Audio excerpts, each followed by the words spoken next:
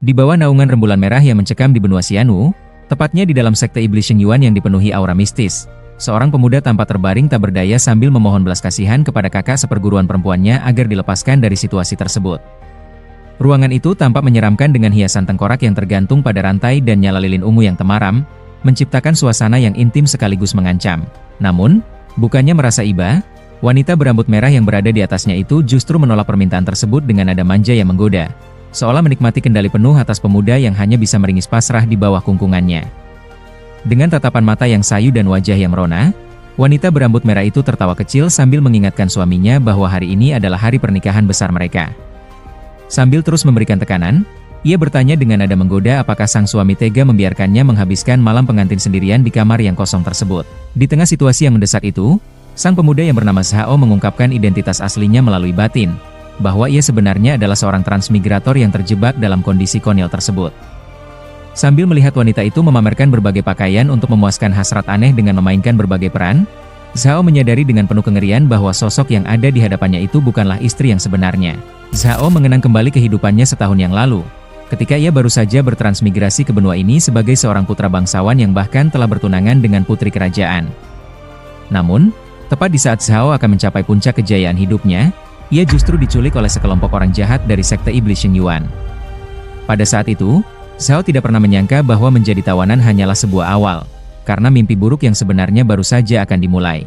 Ternyata, energi pure yang, atau bisa dibilang konstitusi yang murni, yang ia miliki merupakan sumber daya terbaik untuk dikuras demi melatih teknik bela diri Jiwin Suangong, atau bisa dibilang ilmu gaib 9 yin. Zhao merasa sangat terpukul, karena tidak ada seorang pun yang peduli dengan hidup atau mati seorang murid pekerja serabutan seperti dirinya. Dengan penuh kepahitan, ia menyadari bahwa kini dirinya hanyalah alat bagi mereka untuk meningkatkan basis kultivasi. Tubuhnya kini dipenuhi tanda yang menunjukkan betapa ia telah dieksploitasi demi keuntungan kekuatan orang lain. Meskipun Zhao memiliki energi yang murni yang melimpah di sekujur tubuhnya, ia kini tampak berada dalam kondisi yang sangat kritis dan diambang kematian yang mengenaskan. Di tengah situasi tersebut, seorang wanita berambut merah yang memeluknya bertanya dengan nada manja mengapa suaminya itu belum juga bersemangat atau masuk ke dalam suasana. Padahal Zhao justru sedang terbatuk darah dengan hebat seolah kekuatannya telah benar-benar habis terkuras. Dalam keputusasaan yang mendalam, Zhao mengerang bahwa dirinya belum ingin mati, meski tubuhnya sudah dipenuhi bekas kecupan dan darah yang mulai mengalir dari sudut bibirnya. Namun, wanita berambut merah yang menindihnya justru mencekik lehernya dengan kuat sembari berbisik dengan nada menggoda yang mematikan, mengatakan bahwa Zhao seharusnya merasa terhormat bisa mati di tangan kakak seperguruannya sendiri. Dengan tatapan penuh nafsu, wanita itu kemudian mengeluarkan sebuah botol berisi pil penguat yang, memaksa Zhao untuk menelannya demi memicu seluruh energi yang murni dari dalam tubuhnya keluar. Dengan nada bicara yang licik, ia mengaku bahwa teknik rahasia Jiwin miliknya hampir mencapai terobosan, sehingga ia memperingatkan Zhao agar tidak pelit dalam membagikan energi murni tersebut. Tanpa membuang waktu, wanita itu langsung mencengkeram rahang Zhao secara kasar dan memaksanya menelan pil itu, hingga Zhao hanya bisa mengerang tak berdaya saat kekuatan obat mulai dipaksakan masuk ke dalam tubuhnya. Wanita itu terus menekan dengan perkataan yang kejam, menyatakan bahwa jika Zhao bisa membantunya mencapai terobosan kekuatan, maka kematian Zhao pun akan dianggap sebagai pengorbanan yang pantas. Di bawah cengkeraman yang kuat, Zhao hanya bisa meronta, berteriak menolak dan memohon agar dirinya segera dilepaskan. Saat wanita itu terus mendesaknya untuk bertahan, Zhao mulai merasa putus asa dan meratapi nasibnya yang harus berakhir tragis di tangan seorang iblis rubah sebelum ia sempat melihat dunia yang lebih luas. Dengan tangan yang terkepal erat hingga berdarah, Zhao merasakan amarah dan penyesalan yang mendalam, terus meneriakkan ketidaksanggupannya untuk menerima akhir yang menyedihkan ini di dalam pikirannya. Namun, tepat di saat kritis tersebut, sebuah notifikasi sistem muncul di hadapan Zhao, menyatakan bahwa keinginan kuatnya untuk bertahan hidup telah terdeteksi, sehingga sistem pengembalian berhasil diaktifkan.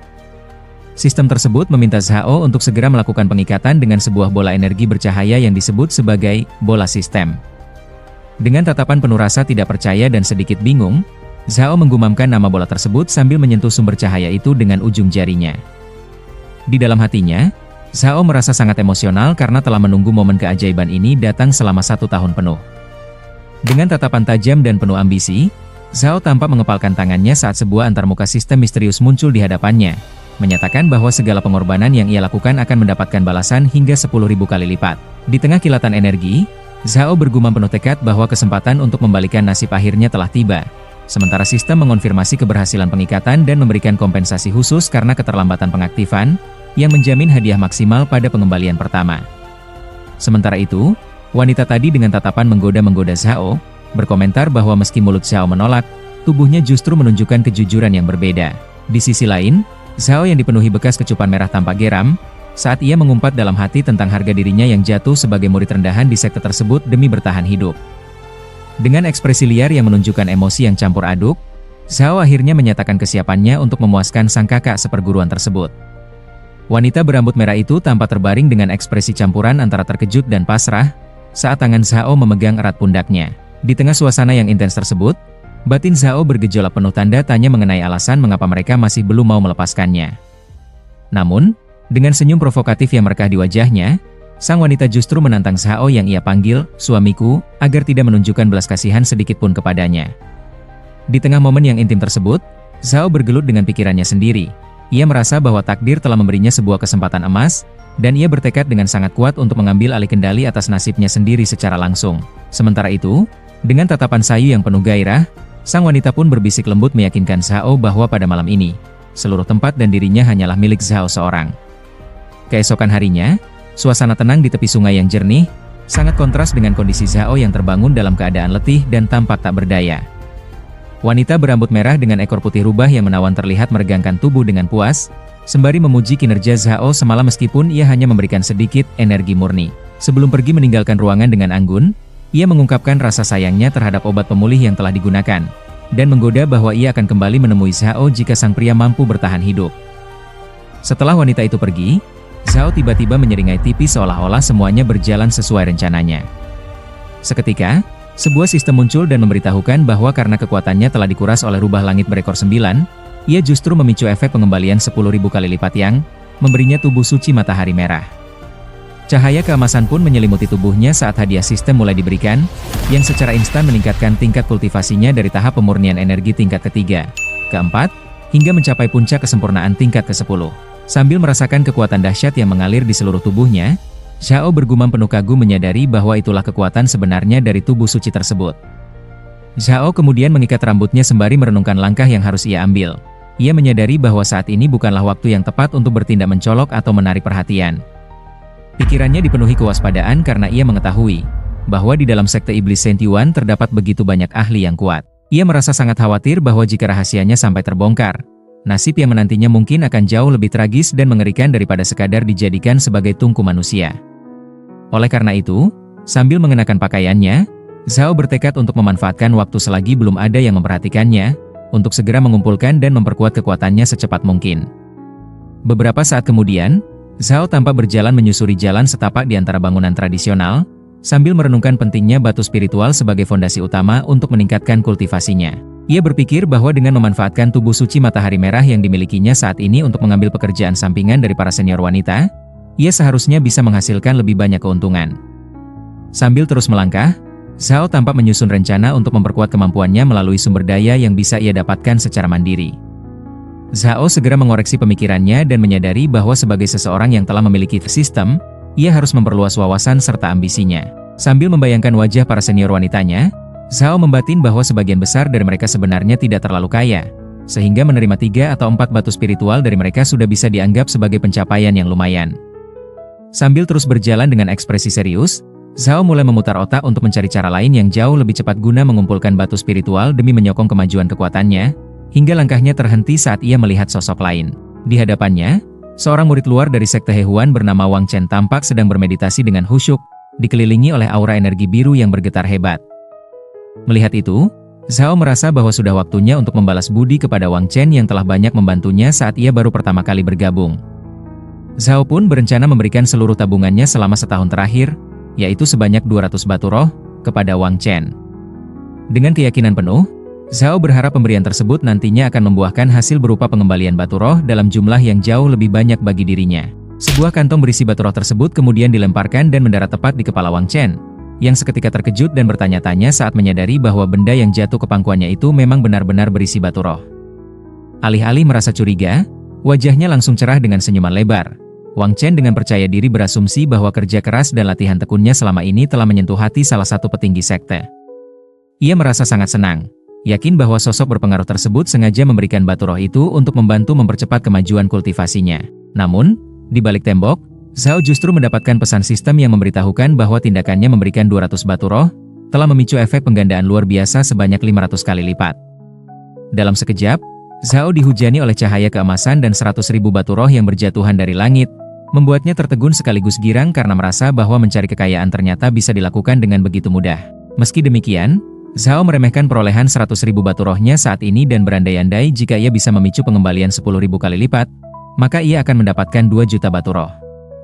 Dengan penuh tekad dan amarah yang tertahan, Zhao bersumpah akan membalas setiap penghinaan yang pernah diterimanya kepada mereka yang merendahkannya dengan balasan berlipat-lipat hingga jutaan kali lipat. Di tengah ambisinya itu, Zhao mulai mempertimbangkan sebuah taktik baru, yakni bertanya-tanya apakah batu roh hasil hadiah sistem tersebut bisa ia berikan lagi kepada orang lain untuk memicu bonus pengembalian yang terus berulang. Di sisi lain, Wang Chen terbelalak kebingungan sekaligus kegirangan saat hujan batu roh tiba-tiba jatuh menimpanya dari langit. Sambil memandangi permata yang berserakan di tanah, Wang Chen merasa sangat beruntung dan yakin bahwa dirinya baru saja bertemu dengan seorang dermawan atau sosok penolong yang luar biasa. Setelah melihat Wang Chen begitu kegirangan dan bersumpah untuk berlatih lebih keras demi membalas budi sang senior yang telah memberinya hujan batu roh, Zhao justru terpaku dalam diam sambil mengamati layar sistem birunya yang tidak menunjukkan aktivitas apapun. Ia tampak kecewa dan sedikit berkeringat dingin saat menyadari bahwa rencananya untuk mengeksploitasi sistem tidak berjalan sesuai harapan.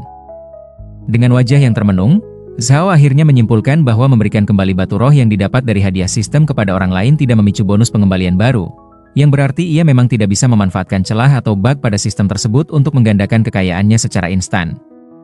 Namun, perhatian Zhao segera teralih ketika seorang wanita anggun bernama Luqi tiba-tiba muncul di hadapannya. Luqi, yang membawa pedang besar dan mengenakan pakaian putih, tampak terkejut sekaligus ini saat menyapa Zhao dengan sebutan Junior Zhao, sambil mempertanyakan bagaimana ia masih bisa bertahan hidup. Pertemuan yang tidak terduga ini menciptakan suasana yang mencekam, mengisyaratkan adanya sejarah kelam atau permusuhan lama di antara mereka yang kini kembali memuncak. Menghadapi pertemuan yang tidak terduga ini, Zhao segera memberikan salam hormat dengan menangkupkan tangan kepada Luqi, yang merupakan seorang murid luar dan praktisi teknik bela diri Jiu In Xuan Gong. Terungkap pula melalui ingatan Zhao, bahwa Luqi sebenarnya sangat perhatian dan menjaganya saat ia baru pertama kali masuk ke sekte. Namun, hubungan mereka menjadi renggang setelah Luqi mendapatkan peringatan keras dari Chu Jiaoran, yang menyebabkan sang senior tidak pernah lagi datang menemuinya. Luqi kemudian memuji kemajuan pesat dalam kultivasi Zhao, sembari mencatat bahwa kekuatan fisik murni yang dimiliki Zhao ternyata jauh lebih hebat dari perkiraannya. Dengan rendah hati, Zhao menjawab bahwa senior wanitanya itu terlalu berlebihan dalam memuji, dan semua itu hanyalah sebuah keberuntungan semata. Namun, suasana yang tenang itu tiba-tiba berubah ketika Luqi memutuskan untuk menyudahi basa-basi dan langsung menarik tangan Zhao, membuat Zhao terkejut dan kebingungan dengan tindakan yang tidak terduga tersebut. Luqi kemudian menarik tangan Zhao sambil menjelaskan bahwa selagi Chu Jiaoran sedang menjalani meditasi tertutup untuk mencapai terobosan dalam beberapa hari ke depan, ia ingin Zhao membantunya dalam berlatih kultivasi. Meskipun Zhao sempat terkejut dan bingung, Luqi segera memanggil sebuah pedang raksasa yang bercahaya biru dan melayang di udara, lalu dengan tegas memerintahkannya untuk segera naik ke atas pedang tersebut guna memulai perjalanan atau latihan mereka. Saat terbang bersama di atas pedang, Zhao memeluk pinggang Luqi dengan erat karena takut terjatuh dan memohon agar ia melambat, yang membuat wajah Luqi memerah karena malu. Di tengah perjalanan, Luqi berkomentar bahwa kultivasi dan temperamen Zhao telah berubah drastis setelah beberapa bulan tidak bertemu. Bahkan ia dengan nada menyindir bertanya apakah Zhao mendapatkan keuntungan dari Chu Jiaoran yang ia sebut sebagai rubah genit. Zhao pun hanya bisa mengeluh sambil menjawab bahwa kakak seperguruan Chu Jiaoran hanya terus-menerus menuntut darinya, sehingga ia tidak merasa mendapatkan keuntungan apapun dari hubungan tersebut. Mendengar hal itu, Luqi memperingatkan Zhao bahwa kaum iblis bukanlah golongan yang baik, dan jika ia terus bersama Chu Jiaoran, lambat laun energi murninya akan terkuras habis hingga menyebabkan kematian.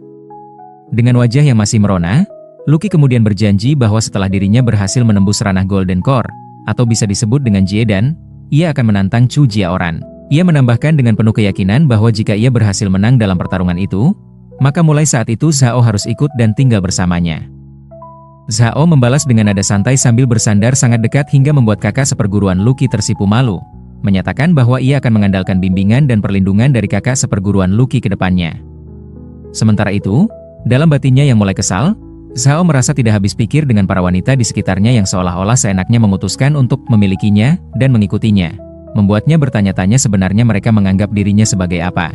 Tak lama kemudian, di area sekte Iblis Shen Yuan, gerbang dalam, di mana terlihat Zhao dan Lucky tengah melesat cepat menembus langit malam yang ungu menggunakan pedang terbang menuju bangunan megah di puncak gunung. Setelah tiba di Sekte Iblis Shengyuan, kakak seperguruan Lucky membawa Zhao ke sebuah ruangan dan menjelaskan bahwa ia akan segera melakukan terobosan ke ranah Golden Core.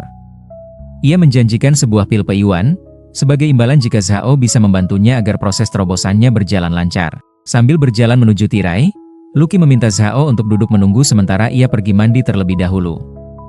Mendengar tawaran dan situasi tersebut, Zhao hanya menggumam pelan dengan senyum penuh arti yang tersungging di wajahnya, seolah-olah ia sedang merencanakan sesuatu.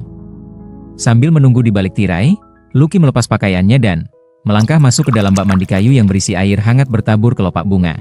Di tengah uap air yang mengepul, ia menyandarkan tubuhnya dengan wajah yang memerah dan ekspresi penuh tekad, sambil bergumam bahwa karena kali ini tidak ada yang menghalanginya, ia harus benar-benar berhasil melakukan sesuatu yang telah ia rencanakan. Dari arah belakang, Zhao bertanya balik tentang apa yang sebenarnya ingin kakak seperguruan Lucky lakukan. Sementara Lucky hanya bisa berteriak kaget dan bertanya mengapa Zhao masuk secara tiba-tiba. Tanpa rasa bersalah, Zhao justru melangkah masuk ke dalam bak mandi yang sama sambil berdalih bahwa waktu sangatlah berharga, sehingga mandi bersama akan jauh lebih cepat dan efisien.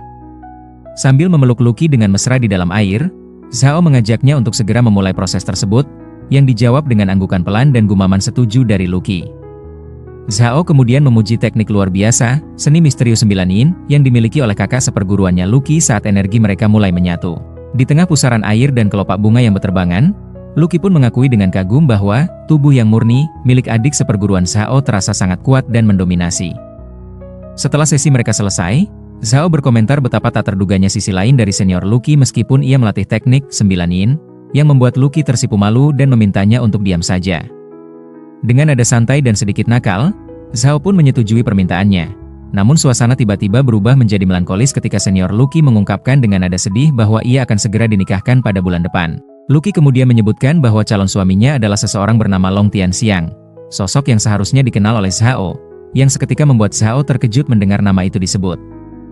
Long Tianxiang merupakan seorang pendekar muda yang dikenal sebagai jenius tiada tanding dari Sekte Iblis Shengyuan, sebuah pencapaian langka yang hanya muncul sekali dalam 1000 tahun karena ia telah berhasil menembus tahap Naschen Soul di usia yang belum genap 30 tahun. Tidak hanya memiliki kekuatan kultivasi yang luar biasa, ia juga telah memahami niat pedang secara mandiri, menjadikannya sosok petarung legendaris yang namanya tersohor di seluruh penjuru daftar jenius langit. Mendengar sosok tersebut, Zhao tampak menggertakkan gigi dengan ekspresi penuh ketegangan dan rasa tidak percaya, seolah menyadari betapa jauhnya perbedaan kekuatan antara dirinya dengan sang penguasa panggung yang tak terkalahkan itu. Zhao merasa nyawanya terancam, karena telah menjalin hubungan terlarang dengan tunangan dari seorang ahli bela diri legendaris yang juga telah memahami niat pedang secara mandiri tersebut. Namun, Lucky mencoba menenangkannya dengan mengungkap sebuah rahasia besar bahwa Long Tianxiang sebenarnya telah menjadi seorang kasim akibat luka pada meridiannya saat melatih kitab pedang kuno. Dengan penuh keyakinan, Lucky menegaskan bahwa rahasia perselingkuhan mereka akan tetap aman selama ia tidak bicara, karena Long Tianxiang sendiri tidak akan mampu memenuhi kewajiban biologisnya sebagai seorang suami. Sambil bersandar pada Zhao dengan wajah merona, Lucky mencoba meyakinkan kesungguhan perasaannya.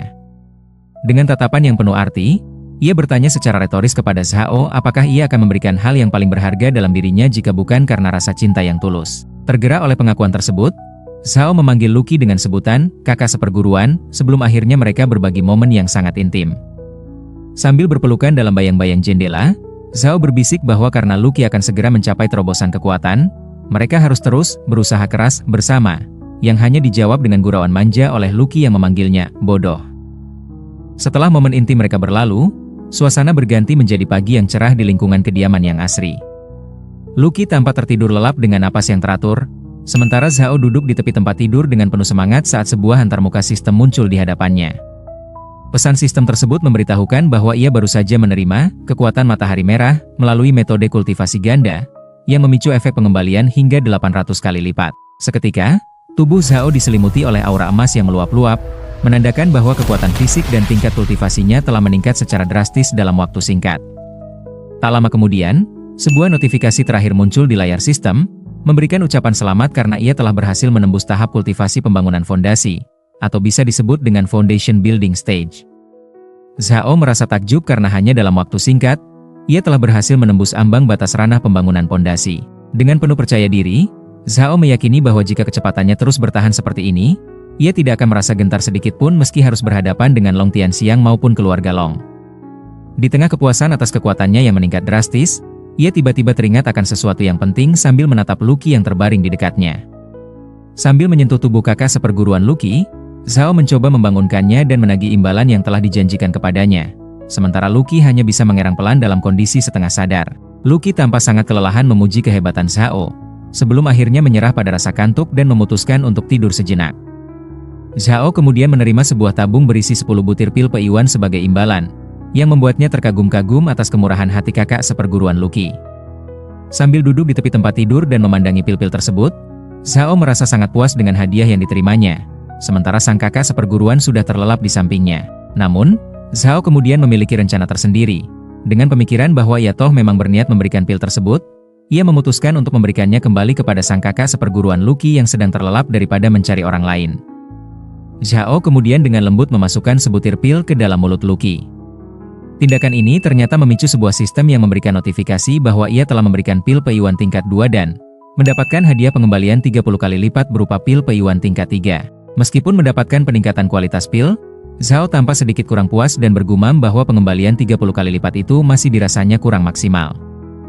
Zhao kemudian memperhatikan sisa obat di tangannya dan bergumam bahwa ia masih memiliki 9 kesempatan lagi. Ia tidak mengharapkan pengembalian 10.000 kali lipat, namun berharap setidaknya bisa mendapatkan pengembalian 1.000 kali lipat kali ini. Sambil tersenyum tipis, Zhao terus menyuapkan pil tersebut kepada Lucky yang sedang merintih dalam tidurnya, yang kemudian memicu kembali sistem notifikasi miliknya. Layar virtual tersebut mengonfirmasi bahwa setelah memberikan pil Peiyuan tingkat 2, tuan rumah berhasil memicu hadiah pengembalian 3.000 kali lipat. Sesaat kemudian, cahaya keemasan menyelimuti tubuh Lucky yang tengah terlelap, membuat Zhao tertegun sejenak menyaksikan reaksinya. Dengan senyum puas dan aura hijau yang berpendar di sekelilingnya, Zhao akhirnya berhasil mendapatkan pil pencuci sumsum tingkat 7 sebagai hasil dari penggandaan sistem tersebut. Sambil tersenyum lebar, Zhao berseru bahwa benda tersebut ternyata adalah pil pencuci sumsum, sebuah barang yang sangat berharga dan langka.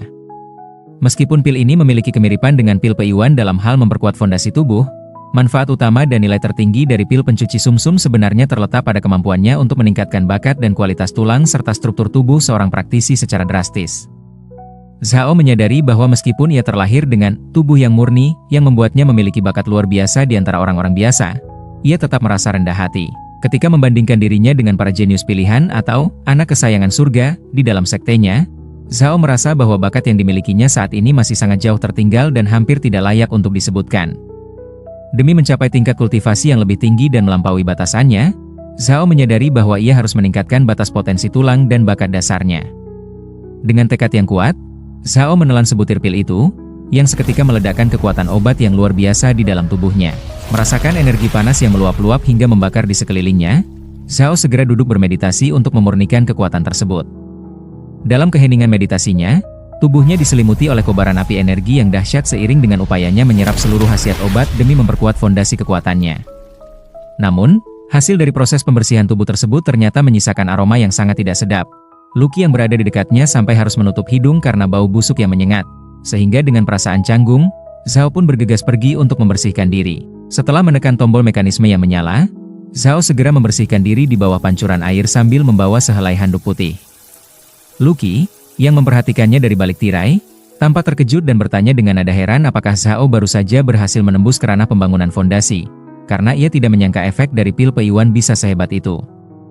Sambil memeriksa tubuh Zhao yang tampak sangat bersih, Lucky merasa heran karena ranah pembangunan fondasi saja seharusnya tidak mampu memurnikan tubuh hingga sedemikian rupa, sehingga ia mencurigai adanya konsumsi obat lain. Sementara itu, dalam hatinya, Zhao merasa panik dan berpikir bahwa akan sulit untuk menjelaskan jika kakak seperguruan Lucky mengetahui bahwa ia sebenarnya baru saja memperoleh dan mengonsumsi pil pembersih sumsum. Untuk mengalihkan pembicaraan, Zhao kemudian menggoda Lucky dengan mengatakan bahwa kemajuannya ini adalah hasil dari kultivasi ganda mereka. Sembari menyindir bahwa kakak seperguruan Lucky sendiri sepertinya belum berhasil membentuk inti emas, atau bisa disebut dengan Golden Core.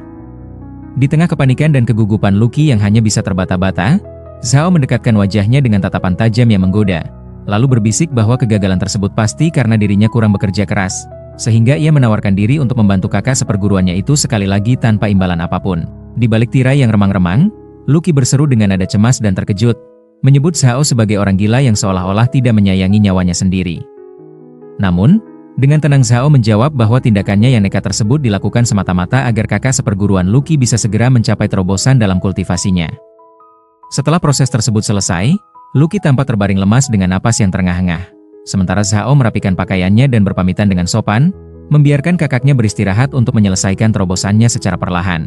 Tiba-tiba, muncul sebuah notifikasi sistem yang memberitahukan bahwa kekuatan yang murni milik Zhao baru saja diserap oleh Lucky. Hal ini memicu efek pengembalian 10 kali lipat, yang mengakibatkan kekuatan yang merah milik Zhao mengalami peningkatan meskipun dalam skala kecil. Sambil melangkah pergi dengan gerakan yang gesit dan lincah, Zhao merasakan perubahan nyata pada fisiknya. Ia pun bergumam dalam hati bahwa inilah kekuatan dari ranah pembangunan fondasi, karena ia merasa seluruh tubuhnya kini menjadi jauh lebih ringan dari sebelumnya. Dengan senyum penuh percaya diri, Zhao bergumam bahwa begitu ia berhasil mendapatkan sebuah pedang terbang, ia akan bisa terbang membubung ke angkasa dan menjelajahi seluruh penjuru dunia. Langkah kakinya kemudian membawa dirinya menuju ke area pasar sekte luar, yang tampak mulai ramai dengan aktivitas di bawah temaram cahaya lampu. Di sana, Zhao akhirnya berhasil mendapatkan benda yang diinginkannya, disambut dengan ucapan terima kasih yang ramah dari pedagang karena kemurah hatiannya dalam bertransaksi. Zhao baru saja memperoleh sebuah senjata pusaka bernama Shou Xingxi, atau bisa disebut dengan baut penjaga bintang, sebuah bilah yang ditempa secara khusus dari besi meteorit luar angkasa. Senjata tersebut bukan sekadar pedang biasa, karena pada badannya telah diukir dengan formasi rotasi bintang, yang mampu menyerap kekuatan rasi bintang untuk meningkatkan daya hancur serangan pedang terbangnya secara signifikan. Sambil menggenggam kotak kayu berisi pedang terbang yang baru dibelinya, Zhao membatin bahwa satu bilah pedang tersebut saja sudah menghabiskan 30.000 batu roh. Ia pun penasaran mengenai berapa kali lipat keuntungan atau imbal balik yang akan ia dapatkan setelah memberikan pedang itu nanti. Namun, lamunannya terhenti saat seseorang tiba-tiba memanggilnya dengan sebutan si muka mentereng, dan menyatakan bahwa akhirnya ia berhasil menemukan pemuda tersebut. Mendengar seruan itu, Zhao hanya menoleh dengan tenang sambil mengeluarkan gumaman tanya yang singkat. Ternyata, sosok yang menghadangnya adalah Niu Tie, seorang murid sekte luar bertubuh besar dengan tanduk di kepalanya, yang datang bersama beberapa pengawal. Zhao mengenali Niu Tie sebagai salah satu pemuja setia Chu Jiaoran yang sudah beberapa kali mencoba mencari masalah dengannya, meskipun upaya-upaya sebelumnya selalu berhasil digagalkan oleh Chu Jiaoran sendiri.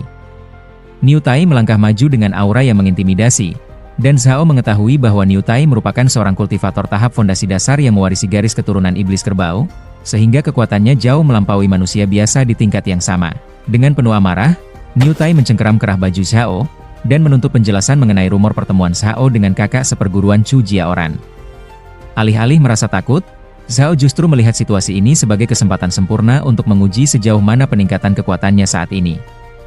Dengan penuh percaya diri, Zhao balik bertanya mengenai apa masalahnya jika rumor itu benar, sembari menggunakan kesempatan tersebut untuk menguji kekuatannya sendiri melawan intimidasi Niu Tai. Dalam puncak amarahnya, Niu Tai mengerahkan seluruh tenaganya hingga otot-otot lengannya membengkak dan diselimuti oleh aura kemerahan yang membara. Dengan mata yang menyala merah karena dendam dan rasa tidak terima, ia melayangkan tinju raksasanya ke arah Zhao sambil meneriakkan niat membunuhnya. Namun, Zhao dengan tenang menahan serangan dahsyat tersebut hanya dengan satu tangan, menciptakan benturan energi emas yang menggetarkan udara di sekitarnya. Sambil tersenyum tipis, Zhao dengan santai berkata bahwa ia masih ingin hidup untuk bersenang-senang dengan kakak seperguruan Chu Jiaoran. Terkejut menyadari Zhao telah mencapai tahap kultivasi pembangunan fondasi, Niu Tai mengerahkan seluruh kekuatan penuhnya dan memperingatkan agar Zhao tidak merasa setara hanya karena telah melakukan terobosan. Meskipun dihujani serangan bertubi-tubi, Zhao dengan mudah menghindarinya dan mengejek kelambatan gerak Niu Tai, sembari menyadari bahwa kekuatan tubuh suci matahari merah miliknya memungkinkannya menghadapi salah satu dari 100 murid luar terbaik itu tanpa kesulitan. Sambil menangkis serangan tersebut, Zhao dengan dingin menyatakan bahwa sandiwara tersebut sudah waktunya berakhir, sebuah pernyataan yang membuat Niu Tai terkejut.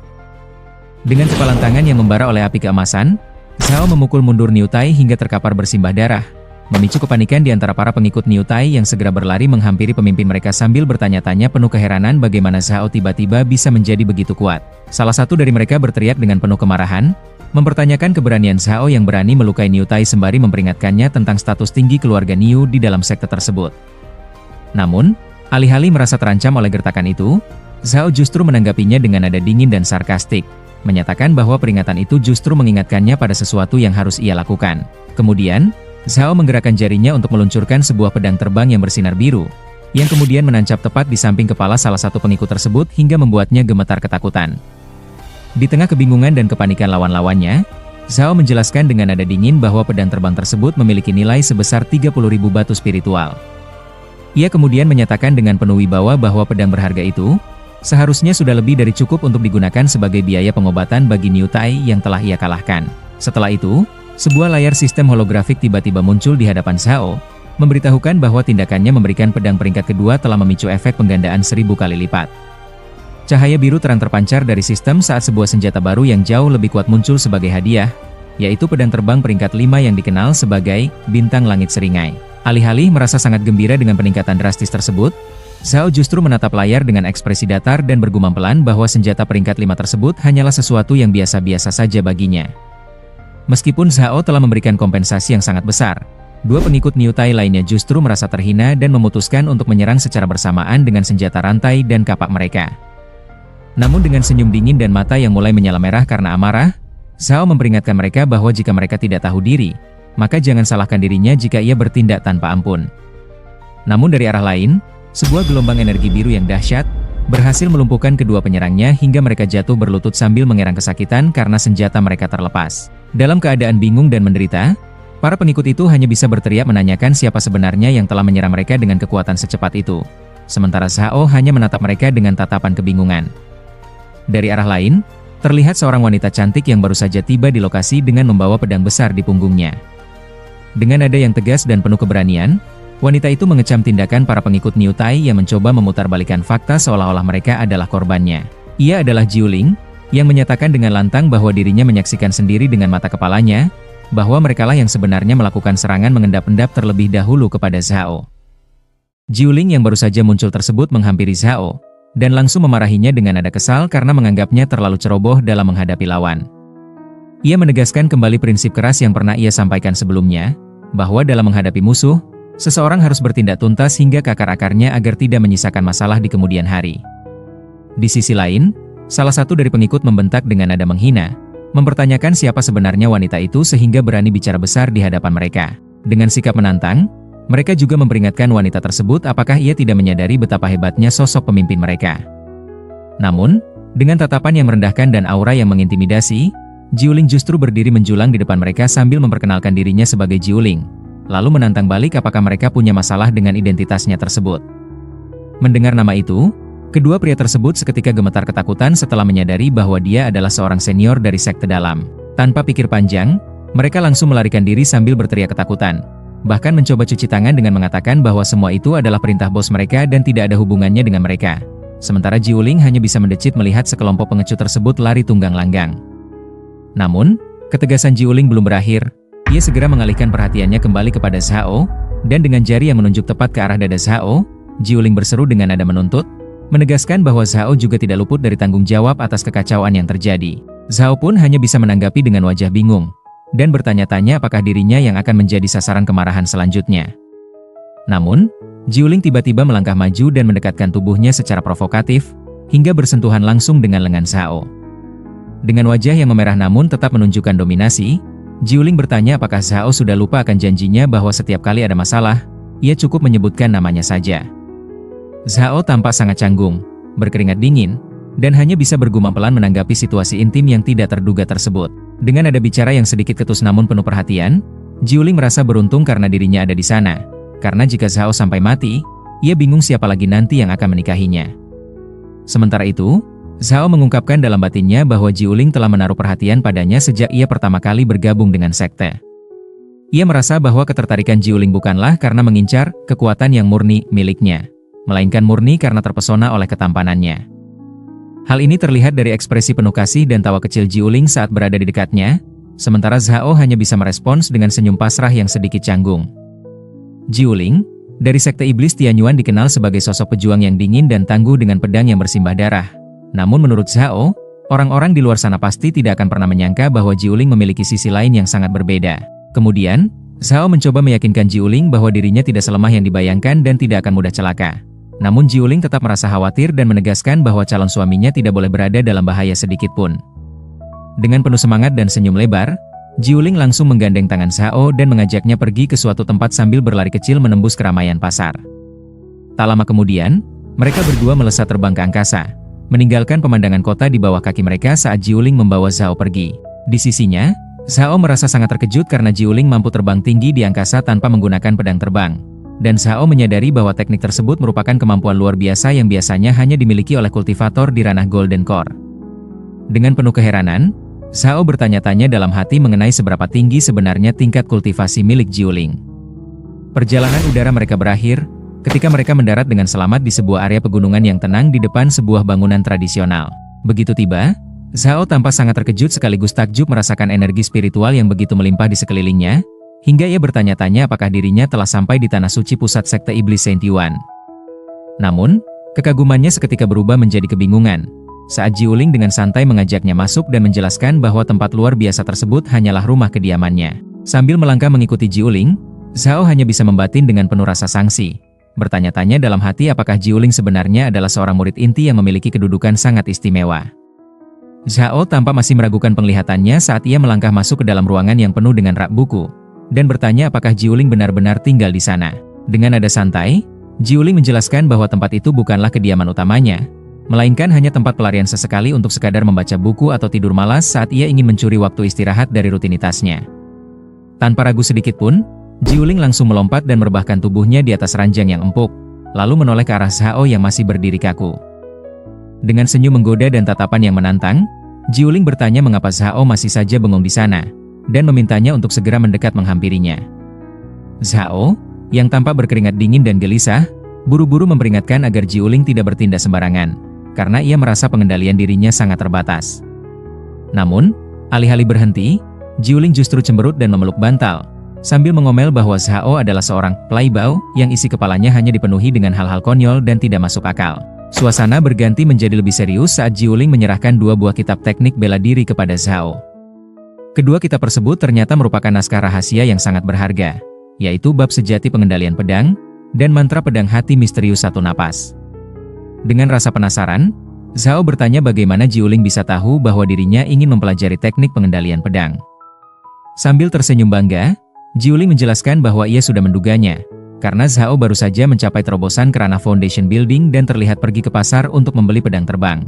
Sambil tersenyum manis, Jiuling kemudian mengeluarkan sebuah kotak kayu dan menyerahkannya sebagai hadiah, menjelaskan bahwa benda itu adalah Frost Foil, sebuah pedang terbang atribut es tingkat 4 yang sangat berharga untuk mendukung latihan Zhao. Jiuling menjelaskan bahwa ia menyadari adanya lonjakan energi, pure yang meluap-luap di dalam tubuh Zhao. Ia merasa pedang terbang pemberiannya sangat cocok digunakan untuk menekan hawa nafsu atau energi panas yang liar itu, agar Zhao tidak terus-menerus memikirkan hal-hal yang tidak senonoh sepanjang hari. Mendengar alasan tersebut, Zhao hanya bisa tertawa canggung sambil berkomentar bahwa Jiuling benar-benar sangat perhatian kepadanya. Sambil bangkit dari rebahannya, Jiuling menginstruksikan agar Zhao tinggal di sana selama beberapa hari untuk melatih teknik pengendalian pedangnya, sementara urusan lainnya akan ia bantu selesaikan. Jiuling juga menambahkan bahwa karena Zhao telah menembus ranah pembangunan fondasi, ia tidak perlu lagi menjadi murid pelayan, dan lencana muridnya akan segera ditingkatkan ke level murid sekte luar. Saat Zhao mulai bertanya-tanya tentang identitas asli Jiuling yang misterius, Jiuling menjawab dengan genit bahwa ia adalah sosok yang cepat atau lambat akan dinikahi oleh Zhao, sebelum akhirnya pergi meninggalkan ruangan. Zhao yang ditinggalkan sendirian, hanya bisa tersenyum dan membatin bahwa gadis kecil itu ternyata sangat pandai menggoda. Setelah pertemuan yang sedikit mengusik pikirannya itu, Zhao memutuskan untuk mengabaikan gangguan tersebut dan beralih fokus pada hal yang jauh lebih mendesak, yaitu melatih teknik pengendalian pedangnya. Zhao pun segera duduk bermeditasi dengan khusyuk di tengah ruangan, memusatkan seluruh energi batinnya hingga dikelilingi oleh pancaran cahaya keemasan dan simbol-simbol kuno yang melayang di udara. Dalam keheningan yang mendalam, sebuah pedang kecil bercahaya muncul di antara kedua tangannya sebagai tanda keberhasilannya dalam memanifestasikan kekuatan tersebut. Namun, setelah mengerahkan seluruh tenaganya, Zhao justru terkapar kelelahan di lantai sambil terengah-engah, merasa heran mengapa mempelajari teknik tersebut masih terasa sangat sulit padahal ia sudah menggunakan pil pembersih sumsum untuk meningkatkan bakat dan kualifikasinya. Sambil kembali duduk dari rebahannya, Zhao mulai merenung dan bertanya-tanya apakah pil tersebut hanya meningkatkan kualitas fisik tubuhnya saja tanpa meningkatkan kemampuan pemahaman batinnya. Zhao pun merasa sangat cemas karena jika ia tidak bisa melanjutkan kultivasinya akibat tingkat pemahaman yang rendah meskipun memiliki sistem yang mendukungnya, hal itu akan menjadi kegagalan yang sangat menyedihkan baginya. Hingga tiba-tiba, perhatiannya teralihkan oleh seekor makhluk kecil menyerupai domba bertanduk yang muncul di hadapannya. Melihat makhluk tersebut, sebuah ide licik muncul di benaknya. Zhao berpikir bahwa jika energi Yuan yang saja bisa dianggap sebagai pemberian, maka seharusnya meningkatkan pemahaman batin melalui bantuan makhluk tersebut juga dapat memicu fitur pengembalian dan hadiah dari sistem yang ia miliki. Dengan senyum licik yang menyeramkan, Zhao pun mendekati makhluk kecil itu dan menawarkan sebuah rencana untuk menghilangkan kebosanan makhluk tersebut. Alih-alih memberikan ajaran kultivasi yang rumit, Zhao justru memaksa makhluk malang yang tanpa pusing itu untuk menghafal tabel perkalian matematika. Rencana aneh ini ternyata membuahkan hasil yang luar biasa. Segera setelah ia mengajarkan pengetahuan tersebut kepada sang monster, sebuah notifikasi sistem muncul dan memberitahunya bahwa tindakan mendidik makhluk halus itu telah memicu fitur pengembalian 100 kali lipat. Pesan lain muncul, menyampaikan bahwa Zhao secara instan telah meningkatkan pemahaman spiritual secara drastis. Zhao pun merasa takjub dan puas, karena rencananya untuk mengeksploitasi sistem demi meningkatkan bakatnya ternyata benar-benar berhasil. Setelah menerima peningkatan kecerdasan yang drastis dari sistem, Zhao segera duduk bersila dalam posisi meditasi yang tenang dengan mata terpejam. Aura energi berwarna emas yang menyilaukan mulai memancar dan turun mengelilingi tubuhnya, menciptakan suasana sakral di sekitarnya. Di latar belakang, tampak lembaran-lembaran mantra atau gulungan ilmu kuno yang bercahaya, menandakan bahwa ia sedang menyerap pengetahuan tingkat tinggi dengan kekuatan barunya tersebut. Setelah membuka matanya yang kini memancarkan ketajaman luar biasa, Zhao berhasil menguasai teknik yang sebelumnya sangat sulit dipahami hanya dalam waktu singkat. Dengan senyum penuh percaya diri, Zhao menyaksikan sebuah pedang bercahaya melayang di atas telapak tangannya, menandakan bahwa ia kini telah mencapai pemahaman mendalam terhadap ilmu tingkat tinggi tersebut. Namun, ekspresinya segera berubah menjadi serius, saat ia merenung bahwa peningkatan kecerdasan ini masih belum cukup bagi seorang pengelana antar dimensi di dunia yang kejam ini. Tiba-tiba, perhatiannya teralih kepada monster domba kecil yang tadi, dan dengan seringai licik, Zhao memutuskan untuk mengajarinya materi baru yang lebih sulit, yaitu teorema geometri, demi memicu kembali bonus peningkatan dari sistemnya. Tidak lama kemudian, Zhao tampak sedang mengajar di depan sebuah papan tulis hijau yang penuh dengan rumus matematika kompleks. Makhluk kecil berbulu putih itu duduk mematung dengan tetesan keringat dingin, seolah merasa tertekan oleh materi yang diberikan. Di saat yang sama, sebuah antarmuka sistem muncul dan memberikan notifikasi bahwa Zhao telah mengajarkan pengetahuan kalkulus, memicu pengembalian 100 kali lipat, dan pemahaman Zhao telah meningkat secara drastis. Namun, kegembiraan itu terhenti saat sebuah peringatan sistem muncul kembali, menyatakan bahwa nilai pemahaman sang tuan rumah telah mencapai batas maksimal untuk tingkat kekuatannya saat ini sehingga tidak dapat ditingkatkan lagi. Menyadari hal tersebut, Zhao pun bergumam dengan heran bahwa ternyata kapasitas kecerdasan atau pemahaman dalam sistem ini pun memiliki batasan tertentu. Sementara itu, murid kecilnya masih terlihat pusing dan kebingungan di belakangnya setelah dipaksa menerima materi yang begitu berat. Meskipun sempat terkejut bahwa kecerdasan pun memiliki batasan dalam sistem ini, Zhao segera memulihkan rasa percaya dirinya saat menatap rak-rak buku yang penuh dengan kitab pusaka. Dengan tatapan tenang, Zhao bergumam bahwa dengan tingkat pemahaman yang sudah mencapai batas tertinggi tersebut, menguasai seluruh teknik bela diri dan ilmu di dalam perpustakaan itu seharusnya tidak akan menjadi masalah sama sekali bagi dirinya. Kemudian dengan penuh kekuatan, Zhao melancarkan teknik tinju berlian yang membuat tinjunya bersinar keemasan dengan kilatan energi yang dahsyat. Tidak hanya itu, ia juga mendemonstrasikan teknik kultivasi petir merah angin sayap, yang memanggil sambaran petir merah vertikal tepat di hadapan murid kecilnya yang tampak ketakutan. Setelah berhasil mendemonstrasikan teknik tinju dan elemen petir yang dahsyat, Zhao melanjutkan aksinya dengan merapalkan teknik ramalan 3 bakat 6 nasib yang memunculkan lingkaran sihir emas raksasa di sekeliling tubuhnya. Murid kecilnya hanya bisa terpaku melihat kekuatan magis tersebut, namun Zhao justru merasa tidak puas. Sambil membelakangi rak buku, Zhao melemparkan kitab-kitab tersebut dan bergumam bahwa semua itu hanyalah teknik tingkat kuning kelas rendah yang terlalu kasar, dan tidak berarti bagi dirinya yang sekarang telah memiliki tingkat pemahaman maksimal. Namun Zhao tersenyum licik sambil mengelus dagunya, merasa puas karena telah berhasil menghafal seluruh isi buku teknik tersebut di luar kepala. Ia berencana untuk menyalin kembali teknik-teknik itu setelah keluar nanti untuk diberikan kepada Wang Chen, dengan harapan bisa memicu perolehan hadiah pengembalian dalam jumlah yang besar. Dari arah lain, sang murid kecilnya muncul sambil mengeluarkan suara mencicit dan menggigit sebatang tulang kecil di mulutnya. Dengan lembut, Zhao mengelus kepala murid kecilnya itu, dan bertanya dengan nada terkejut apakah benda yang dibawanya tersebut memang hendak diberikan kepadanya. Meski awalnya Zhao bergurau ingin menggunakan tulang itu untuk membuat sup sebagai ucapan terima kasih, ekspresinya seketika berubah drastis saat menyentuh benda tersebut.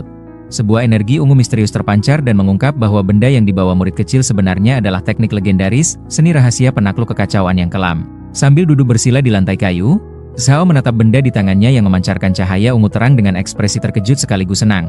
Tak menyangka bahwa murid kecilnya itu ternyata bisa memberikannya sebuah teknik kultivasi. Di hadapannya, Sebuah layar antarmuka sistem berwarna biru muncul secara otomatis, mendeteksi teknik yang dipegangnya sebagai seni rahasia penakluk kekacauan yang kelam, dan segera memulai proses pembelajaran otomatis ke dalam dirinya. Namun, proses tersebut ternyata sangat menyiksa. Zhao mulai memegangi kepalanya yang kesakitan karena tekanan energi ungu yang meluap, hingga akhirnya ia jatuh berlutut dan memuntahkan darah dalam jumlah banyak ke lantai. Di sampingnya, murid kecilnya tampak panik dan ketakutan melihat kondisi Zhao yang sedang sekarat akibat penyerapan teknik tingkat tinggi tersebut. Sambil mengusap sisa darah di mulutnya, Zhao mengutuk nasibnya karena meski pemahamannya sudah mencapai batas tertinggi ranah pembangunan fondasi, ia tetap gagal menguasai teknik tersebut, membuatnya berspekulasi dengan penuh tanda tanya apakah gulungan yang tergeletak di lantai itu merupakan teknik tingkat bumi atau bahkan tingkat surga. Keributan tersebut memicu kedatangan Jiuling yang segera menghampiri Zhao dengan raut khawatir. Jiuling pun menyalahkan dirinya sendiri karena merasa telah memberikan teknik yang terlalu sulit untuk dipelajari sejak awal. Meski Zhao mencoba menenangkannya dengan mengatakan bahwa itu bukan sepenuhnya kesalahan Jiuling. Jiuling kemudian mengingatkan Zhao agar tidak terlalu terburu-buru mengejar kemajuan dalam berkultivasi, karena prosesnya tidak bisa dipaksakan dalam waktu singkat. Sambil meletakkan kotak nasi di atas meja, Jiuling menjelaskan bahwa dirinya telah menyiapkan hidangan makanan dan menyarankan agar mereka sebaiknya makan terlebih dahulu untuk memulihkan tenaga. Kemudian, dengan penuh perhatian dan senyuman manis, Jiuling menawarkan diri untuk menyuapi Zhao sambil memintanya membuka mulut. Saat menyuapkan makanan, Jiuling terus membujuknya untuk makan lebih banyak, sementara Zhao menerima suapan itu dengan ekspresi tenang sambil merenungkan kehadiran Jiuling di sana. Zhao kemudian memberikan seni rahasia penakluk kekacauan yang kelam yang tadi kepada Jiuling, untuk melihat apakah benda itu berguna baginya. Jiuling tampak terkejut sambil memegang tulang misterius yang memancarkan aura ungu, lalu bertanya dari mana Zhao mendapatkan teknik tersebut. Zhao menjelaskan bahwa benda itu adalah pemberian dari seekor monster kecil. Karena isinya terlalu mendalam dan sulit untuk ia pelajari sendiri, ia memutuskan untuk memberikannya kepada Jiuling. Setelah memberikan teknik seni rahasia kekacauan tersebut, sebuah sistem muncul di hadapan Zhao dan memberitahukan bahwa tindakannya memicu pengembalian hadiah sebesar 60 kali lipat. Sebagai hasilnya, si pemuda justru mendapatkan teknik kultivasi tingkat bumi kualitas unggul yang jauh lebih kuat, yaitu seni rahasia yang murni, yang muncul melalui antarmuka sistem bercahaya di depannya. Saat gulungan emas berisi teknik baru tersebut muncul di hadapannya, sistem memberikan notifikasi bahwa seni rahasia yang murni tersebut sangat selaras dengan tubuh suci matahari merah milik Zhao dan menawarkan proses inisiasi instan. Meskipun memiliki kesempatan untuk langsung memperoleh kekuatan besar, Zhao dengan tenang menunda proses inisiasi tersebut dengan alasan akan melakukannya nanti, karena tidak ingin membuat Jiuling merasa curiga. Suasana kemudian berubah menjadi jenaka saat Jiuling tiba-tiba marah dan menuduh seekor anjing kecil telah mencuri teknik tersebut, yang menurutnya hampir mencelakai calon suaminya di masa depan. Meskipun Zhao tampak bingung dan bertanya-tanya apakah ia benar-benar hampir menyebabkan kematian, ekspresi Jiuling segera berubah menjadi serius saat ia memberikan peringatan penting. Ia merasa beruntung karena Zhao tidak memaksakan diri untuk melatih teknik tersebut, sebab Zhao memiliki tubuh murni yang, sementara teknik Xuanming yang dicuri memiliki atribut kekacauan yang sangat bertentangan dan bisa berakibat fatal jika dipelajari sembarangan. Jiuling melanjutkan penjelasannya, bahwa jika Zhao memaksakan diri untuk terus berlatih, saluran energinya bisa meledak hancur, yang pada akhirnya akan menyebabkan kematian yang tragis. Mendengar peringatan yang begitu fatal, Zhao hanya bisa terdiam dengan raut wajah yang tampak sedikit tegang dan khawatir, mengingat bahwa ia baru saja melakukannya barusan. Namun, alih-alih merasa takut untuk waktu yang lama, Zhao justru merasa lega dan mulai menyadari bahwa kegagalannya selama ini bukan disebabkan oleh kurangnya pemahaman atau bakat, melainkan karena seni Xuanming kekacauan tersebut memang tidak cocok dengan kondisi fisiknya. Melihat Zhao yang mulai paham, Jiuling berdiri di belakangnya dengan senyum puas dan memberikan arahan lebih lanjut. Ia menjelaskan bahwa karena konstitusi tubuh Zhao sangat istimewa, teknik yang cocok untuknya sangatlah langka, sehingga Jiuling membutuhkan waktu untuk mengumpulkannya. Sebagai langkah awal, Jiuling menyarankan agar Zhao fokus melatih teknik dasar terlebih dahulu guna membangun landasan pengalaman yang kuat. Zhao mulai merasa curiga dan bertanya apa sebenarnya niat tersembunyi di balik kebaikan Jiuling, yang kemudian dijawab dengan genit bahwa motifnya seharusnya sudah sangat jelas. Dengan penuh percaya diri, Jiuling mendesak Zhao untuk segera menyerah dan menuruti keinginannya, sambil menjanjikan kehidupan yang serba mewah dan perlindungan mutlak di bawah sekte iblis Sheng Yuan jika ia bersedia menjadi pasangan kultivasinya. Meskipun dijanjikan bahwa tidak akan ada satu orang pun yang berani menyentuhnya, Zhao hanya bisa terdiam dengan wajah cemas dan mengeluarkan suara gagap. Namun, suasana intim tersebut seketika hancur ketika sebuah teriakan kemarahan yang menyebut tindakan mereka sebagai omong kosong menggelegar, diikuti oleh ledakan energi ungu dahsyat yang menghancurkan bangunan di sekitar mereka. Akibat serangan mendadak itu, Zhao tampak terkapar lemas di bawah tekanan energi yang luar biasa kuat, Sementara Jiuling terkejut melihat interupsi yang begitu hebat. Di tengah kepulan debu dan aura yang mengerikan, Zhao tampak gemetar dan tertekan oleh tekanan aura ungu yang luar biasa dahsyat, sambil bertanya-tanya dengan penuh ketakutan mengenai identitas sosok misterius yang muncul di langit. Kehadiran sosok wanita yang diselimuti cahaya ungu tersebut mengejutkan Jiuling, yang langsung menyapa dengan nada tak percaya, menanyakan kenapa sang guru berada di situ. Sementara Zhao hanya bisa tertegun lemas sembari menggumamkan kata guru dengan sisa kekuatannya. Menanggapi keterkejutan mereka, sang guru bertanya dengan nada menyindir apakah kehadirannya telah mengganggu momen kebersamaan mereka berdua. Dengan penuh rasa hormat dan ketakutan, Jiuling membungkuk dalam-dalam sembari menyatakan bahwa dirinya tidak berani membantah perkataan gurunya. Sang guru, yang masih diselimuti aura ungu yang megah, berjalan mendekat dan memanggil Jiuling. Ia kemudian mengingatkan Jiuling bahwa dia adalah murid yang paling ia hargai, karena sang guru sebenarnya sedang mempersiapkan dirinya untuk mewarisi posisi sebagai orang suci di sekte mereka. Namun, sambil melirik ke arah Zhao, sang guru merasa dikhianati karena Jiuling justru mengabaikan kultivasinya demi bermesraan dengan seorang murid rendahan di kediamannya. Sementara itu, Zhao yang terkapar tak berdaya hanya bisa membatin dengan penuh keterkejutan, setelah menyadari bahwa sosok yang berdiri di hadapannya adalah pemimpin tertinggi sekte sekaligus guru dari Jiuling, yang menjelaskan mengapa Jiuling memiliki pengaruh yang begitu besar. Dengan penuh rasa sesal, Jiuling langsung berlutut dan bersujud di hadapan gurunya untuk memohon ampun. Ia mengakui kesalahannya dan meminta maaf atas perbuatannya yang telah mengecewakan sang guru. Melihat penyesalan tersebut, sang guru memutuskan untuk memberikan satu kesempatan terakhir dengan syarat yang sangat berat. Sambil menghunuskan sebuah pedang ke hadapan Jiuling, ia memerintahkan Jiuling untuk membunuh Zhao dengan tangannya sendiri guna memutuskan ikatan perasaan di antara mereka. Setelah tugas kejam itu selesai, sang guru mewajibkan muridnya untuk kembali ke puncak Ziun dan menjalani meditasi tertutup selama 30 tahun sebagai bentuk penebusan dosa. Namun, sambil menangis terseduh-seduh dan memeluk kaki gurunya, Jiuling memohon agar Zhao dibebaskan, karena ia percaya bahwa membunuh orang yang dicintai hanya akan merusak keteguhan hatinya dan menghambat kemajuan kultivasinya di masa depan. Namun sang guru menatap dengan tatapan dingin dan mata yang memancarkan energi ungu, seraya bertanya dengan nada menantang apakah dirinya sedang diancam. Seketika, tekanan energi yang luar biasa dahsyat menghantam area sekitarnya, memaksa Jiuling dan Zhao berlutut kesakitan saat tanah di bawah mereka retak akibat kekuatan tersebut. Dalam kondisi terdesak dan terluka, Jiuling tampak merintih memanggil gurunya. Sementara Zhao menggeram marah, tidak percaya bahwa sang orang suci benar-benar tega melancarkan serangan mematikan terhadap muridnya sendiri. Namun dalam keadaan terluka, Jiuling tampak terkejut dan memanggil nama Zhao dengan nada tidak percaya saat Zhao mendekatinya. Zhao Mu kemudian memeluknya dari belakang sementara cahaya keemasan yang hangat mulai menyelimuti tubuh sang wanita, disertai instruksi darinya untuk segera memulihkan dan menyerap kembali energi spiritualnya. Sementara itu, sang guru mengamati mereka dengan saksama dan menyadari adanya kejanggalan. Ia menduga bahwa Zhao bukan sekadar memiliki tubuh murniang, melainkan telah membangkitkan kekuatan yang jauh lebih langka, yaitu tubuh suci matahari merah. Menanggapi pengamatan tersebut, Zhao Mu dengan tenang memuji ketajaman mata sang orang suci, karena telah berhasil mengenali identitas kekuatannya yang sebenarnya. Sang guru pun mengakui bahwa bakat langka seperti tubuh suci matahari merah sangat sulit ditemukan, dan ia mulai mengakui bahwa pria yang dipilih oleh Jiuling memang memiliki potensi yang luar biasa. Mendengar hal itu, Jiuling tampak menggoda Zhao dengan penuh keberanian, menyatakan dengan nada bercanda bahwa jika ia tahu Zhao memiliki tubuh suci matahari merah sejak awal, ia pasti sudah menyeretnya ke tempat tidur untuk memaksanya. Zhao terkejut dengan pernyataan frontal tersebut, namun suasana seketika berubah menjadi canggung dan mencekam saat sang guru terbatuk keras untuk memberi peringatan. Jiuling langsung membungkuk untuk meminta maaf, sementara Zhao dengan gugup mencoba membela diri dan menjelaskan bahwa Jiuling hanya asal bicara tanpa maksud buruk. Setelah kejadian sebelumnya, sang guru memutuskan untuk mengampuni nyawa Zhao demi mempertimbangkan hubungan mereka dengan Jiuling. Dengan kekuatan magis berwarna ungu yang berpijar, sang guru kemudian memberikan perintah tegas agar Zhao segera kembali ke sekte luar untuk melakukan kultivasi lebih lanjut. Guru tersebut menetapkan syarat yang berat, yaitu melarang Zhao untuk kembali menemui Jiuling sebelum ia berhasil melakukan terobosan ke ranah Naschen Soul. Sesaat kemudian, sang guru membawa Jiuling terbang menjauh menggunakan cahaya ungu, meninggalkan Zhao yang hanya bisa tertegun melihat kepergian mereka di kejauhan.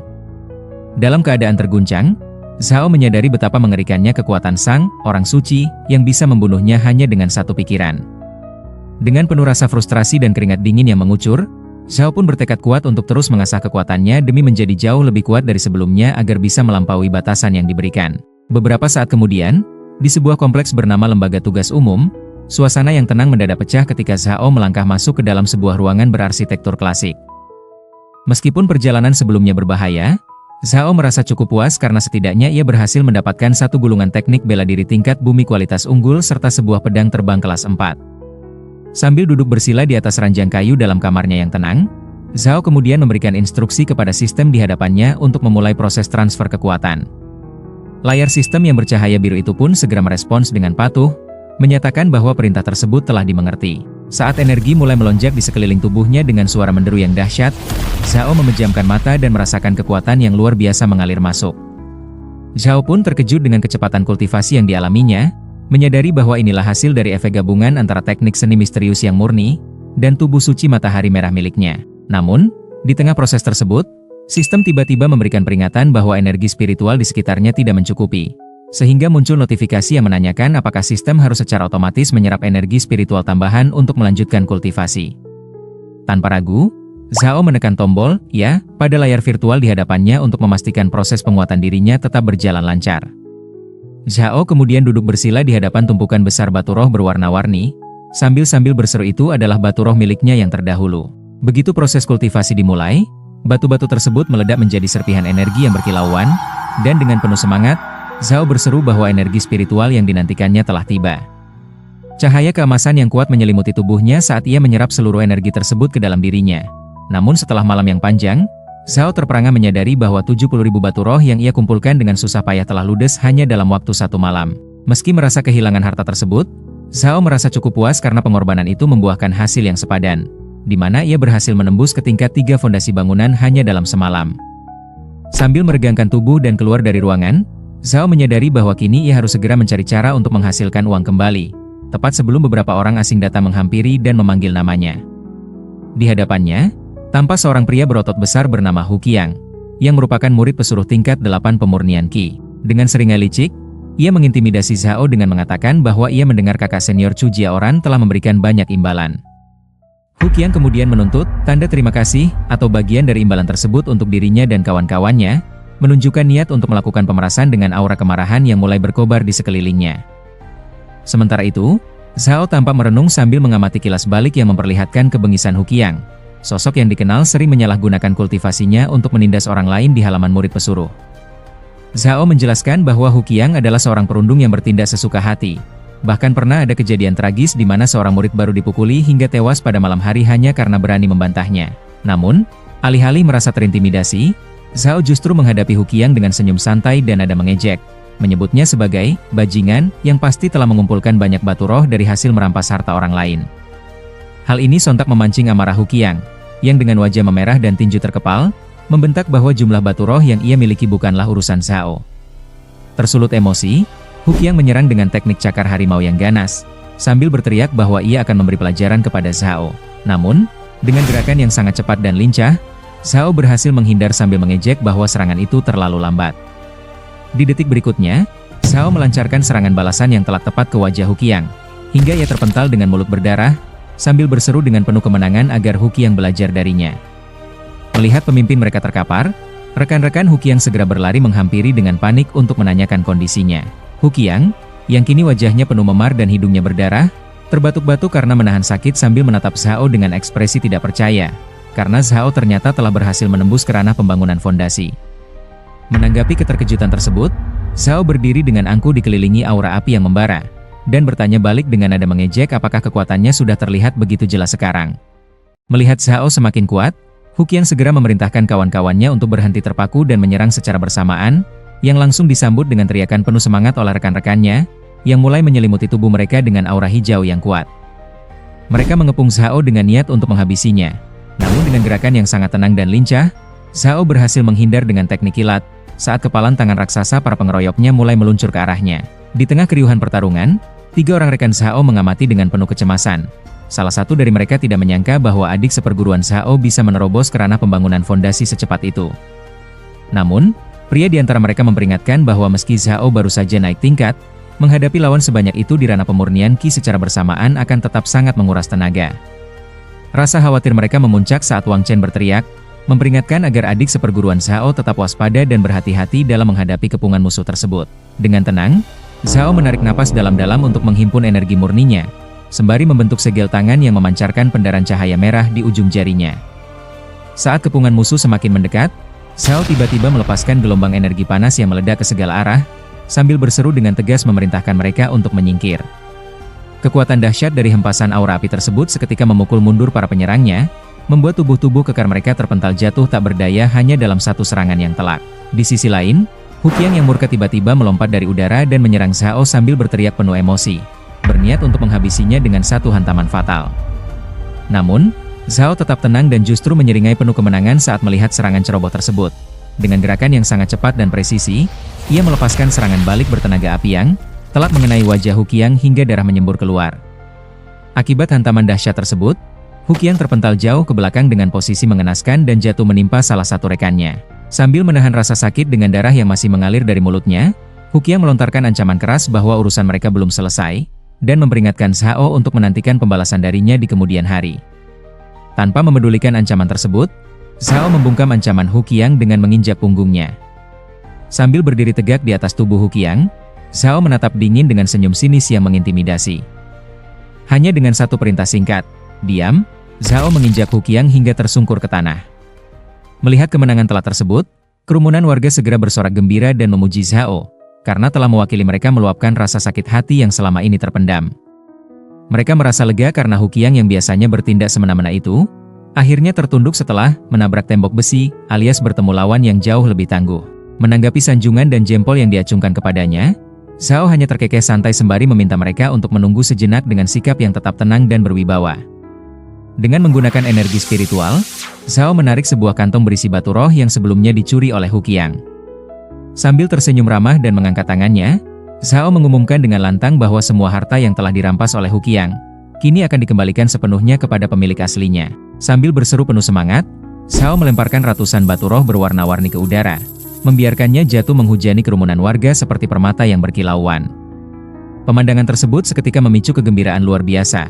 Warga yang ada di bawahnya bersorak-sorai meneriakkan nama sang pahlawan, sementara yang lain segera bersujud syukur sambil memunguti batu-batu berharga tersebut dengan tangan gemetar.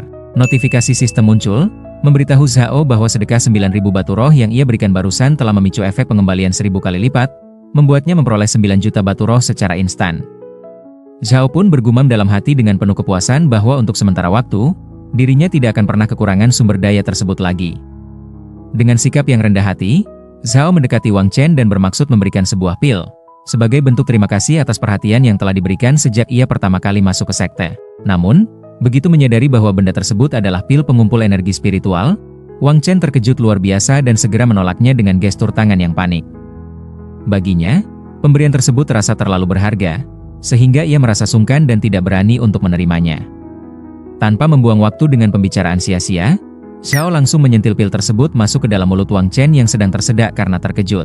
Tindakan paksa namun dermawan itu seketika memicu notifikasi sistem miliknya, memberikan pengembalian 100 kali lipat berupa sebuah pil pembangunan fondasi tingkat 2. Sambil menelan pil pemberian tersebut dengan susah payah, Wang memperingatkan Zhao bahwa meskipun kekuatannya kini mengagumkan, musuh-musuh yang ia hadapi memiliki latar belakang yang kuat, sehingga ia menyarankan Zhao untuk segera masuk ke sekte luar dan mencari pelindung yang tangguh demi keselamatannya.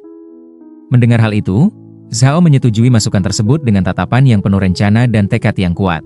Di tengah suasana riuh para warga yang masih merayakan hujan batu roh di belakangnya, Zhao bergumam dalam hati bahwa niatnya memang sejalan dengan saran tersebut untuk segera melangkah lebih jauh ke dalam sekte. Beberapa saat kemudian, di dalam kompleks aula urusan sekte luar, suasana tampak megah dengan arsitektur bangunan tradisional yang kokoh dan tertata rapi. Di salah satu ruangan besarnya, seorang pria menggumamkan sesuatu seolah sedang mengawasi proses pemurnian. Di hadapannya, terlihat sebuah tungku raksasa yang tengah berkobar hebat dengan api yang membumbung tinggi. Pria itu bernama Jiang Dingkun, yang menjabat sebagai pengurus sekte luar, tampak terus merapalkan mantra dengan ekspresi tenang namun tegas. Di hadapannya, Zhao masuk dengan penuh hormat, sambil membungkukkan badan dan menangkupkan kedua tangannya untuk memberikan salam kepada sang Jiang Dingkun. Jiang Dingkun hanya terdiam sesaat, sambil terus mengendalikan api yang berkobar di dalam tungku dengan gerakan jarinya. Namun, ketenangan itu tiba-tiba pecah saat tungku pemurnian tersebut meledak dengan hebatnya, memicu teriakan terkejut dari Zhao yang tidak menyangka akan terjadi kegagalan seketika itu. Di tengah kekacauan dan suara batuk akibat debu yang berterbangan, Jiang Dingkun tampak berusaha menghalau asap sambil berdiri lemas. Jiang Dingkun yang merasa malu, segera meluapkan kemarahannya kepada Zhao, menuduh bahwa kedatangan Zhao telah mengganggu ketenangan batinnya hingga menyebabkan satu tungku penuh pil energi ungu terbuang percuma. lalu mengusirnya dengan kasar. Zhao yang kebingungan hanya bisa bergumam tertegun. Namun di dalam hatinya ia menyadari ada yang tidak beres, karena ia tahu betul bahwa Jiang Dingkun sengaja merusak pemurnian tersebut, dan aroma yang tercium sama sekali bukan berasal dari pil berharga seperti yang diklaim. Sambil menatap tajam ke arah api, Zhao mulai curiga bahwa Jiang Dingkun sengaja menyulitkannya tanpa alasan yang jelas, dan ia pun bertanya-tanya apakah ada seseorang yang sedang menggerakkan Jiang Dingkun dari balik layar untuk menjatuhkannya. Meskipun diusir dengan kasar oleh Jiang Dingkun yang terus mengomel karena tidak ingin melihat wajahnya lagi, Zhao tetap tenang dan justru meminta Jiang Dingkun untuk tidak terburu-buru emosi. Dengan gerakan yang penuh maksud, Zhao menyodorkan tawaran yang sangat menggiurkan, berupa 50.000 batu roh sebagai bentuk penghormatan sekaligus upaya untuk meredakan situasi. Pengurus Jiang yang awalnya sedang minum, pun langsung tersedak hingga menyemburkan air dari mulutnya. Sikap Jiang Dingkun langsung berubah drastis menjadi sangat ramah dan penuh tawa setelah menerima sogokan tersebut. Bahkan ia dengan antusias segera menawarkan diri untuk memproses papan nama murid luar milik Zhao saat itu juga. Zhao yang menyadari perubahan sikap tersebut, hanya membalasnya dengan tenang sembari berterima kasih. Namun tak lama kemudian ia memasang ekspresi serius dan tatapan tajam yang penuh selidik. Dengan nada bicara yang tenang namun menekan, Zhao langsung bertanya kepada Jiang Dingkun mengenai siapa sebenarnya sosok di balik layar yang memberikan perintah untuk menghalangi proses kenaikannya menjadi murid luar sekte. Jiang Dingkun tampak bimbang sambil mengelus janggutnya. Ia menjelaskan bahwa prinsipnya hanyalah menerima uang untuk membantu orang lain menyelesaikan masalah. Namun ia tidak berani melakukan hal berisiko seperti mengkhianati atau membocorkan identitas orang yang telah menyewanya. Mendengar jawaban yang diplomatis tersebut, Zhao hanya tersenyum tipis sambil mengangguk pelan, menyatakan bahwa ia sangat mengerti posisi dan batasan yang dijaga oleh Jiang Dingkun. Kemudian, Zhao dengan santai mengeluarkan jauh lebih banyak kantong berisi tumpukan batu roh yang bersinar terang, sambil bertanya dengan nada tenang apakah jumlah tambahan tersebut sudah cukup untuk membuatnya bicara. Jiang Dingkun yang melihat kekayaan mendadak di depan matanya itu, langsung terbelalak hebat hingga matanya memerah karena terkejut sekaligus tergiur. Tidak menyangka bahwa murid muda di hadapannya memiliki sumber daya yang begitu melimpah. Akhirnya, sambil berdeham pelan untuk menutupi rasa canggungnya, Jiang Dingkun menyerah dan meminta Zhao untuk mendekat agar ia bisa membisikkan informasi rahasia tersebut tanpa terdengar oleh orang lain. Zhao yang sudah menduga reaksi ini, segera menyanggupi permintaan Jiang Dingkun dengan tenang. Jiang Dingkun kemudian menuliskan sebuah wajah rubah di atas lantai menggunakan butiran pasir secara perlahan, untuk menghindari bukti tertulis yang permanen. Begitu gambar itu terbentuk, Zhao tampak sangat terkejut sekaligus tidak percaya, mengetahui kakak senior Chu Jiaoran lah sebagai dalang di balik semua ini. Chu Jiaoran merupakan pengendali yang sangat berkuasa di sekte luar, di mana posisinya begitu istimewa hingga ia memiliki mata-mata dan kaki tangan di setiap sudut. Dengan kemampuan Chu Jiaoran menggerakkan orang-orang seperti boneka, Zhao menyadari bahwa jika ia terus beraktivitas secara sembarangan di lingkungan tersebut, cepat atau lambat ia pasti akan jatuh ke dalam cengkeraman wanita licik itu. Setelah itu, Zhao segera berpamitan dengan penuh hormat kepada Jiang Dingkun, sembari mengucapkan terima kasih atas peringatan yang telah diberikan. Di sisi lain, Jiang Dingkun yang masih merasa was-was dengan rahasia yang baru saja ia bocorkan, segera menegaskan bahwa ia sama sekali tidak mengatakan apa-apa. Setelah itu, Zhao tampak terbang melintasi langit dengan gagah menggunakan pedang terbang besarnya, meninggalkan kompleks sekte luar di bawahnya.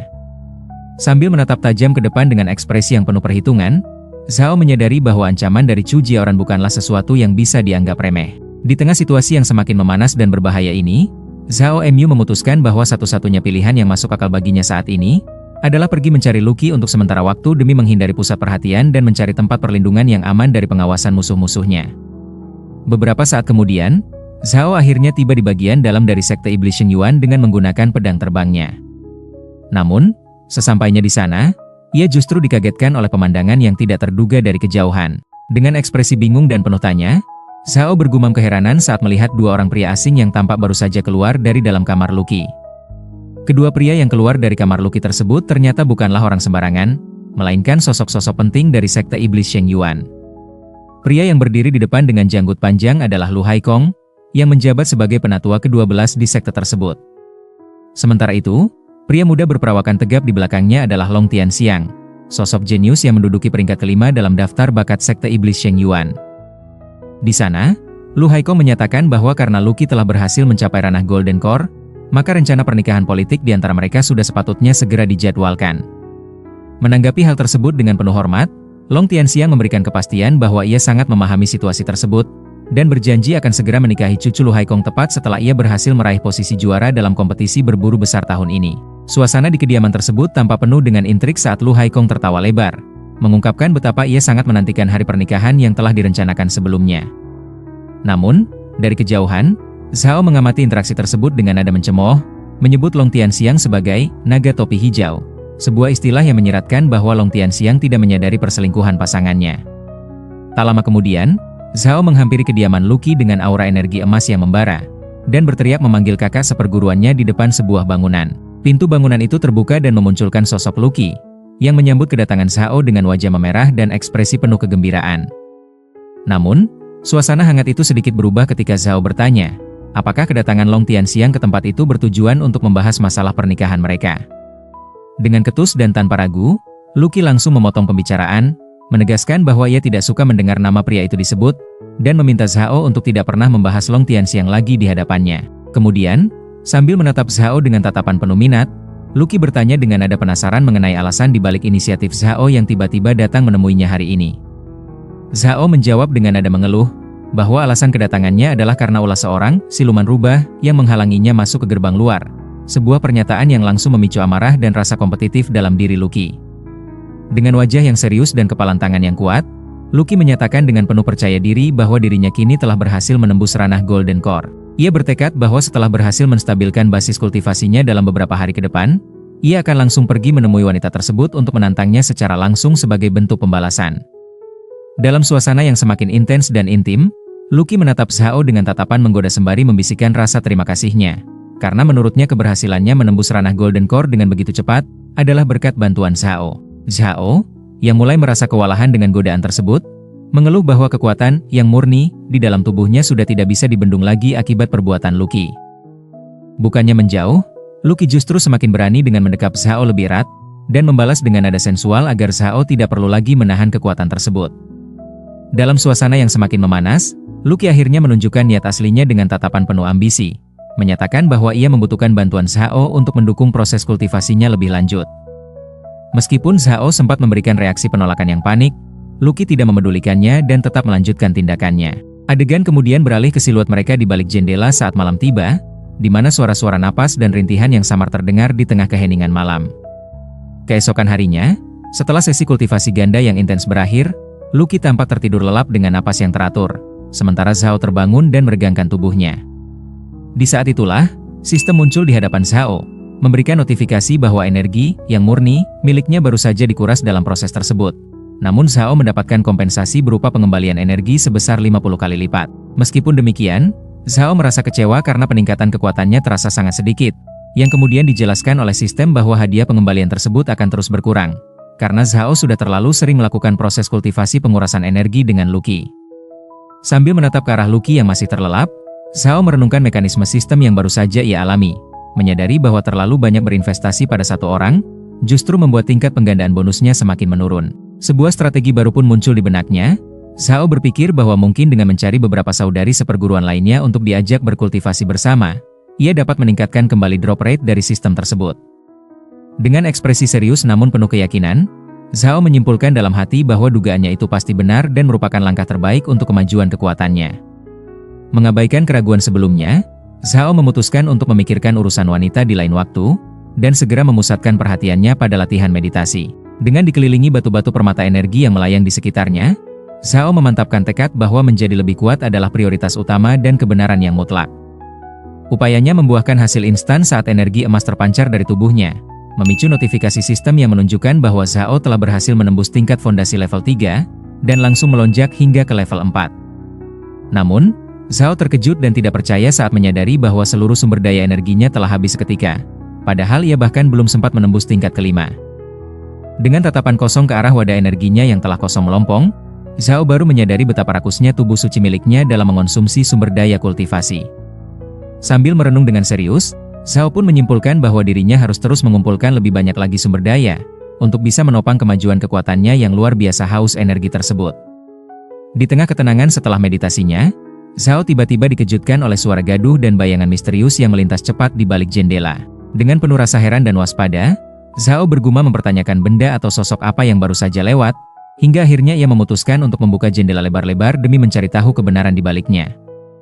Begitu membuka jendela, Zhao langsung terkejut karena sosok yang melintas tadi ternyata sudah berada sangat dekat di hadapannya, menatapnya dengan tajam.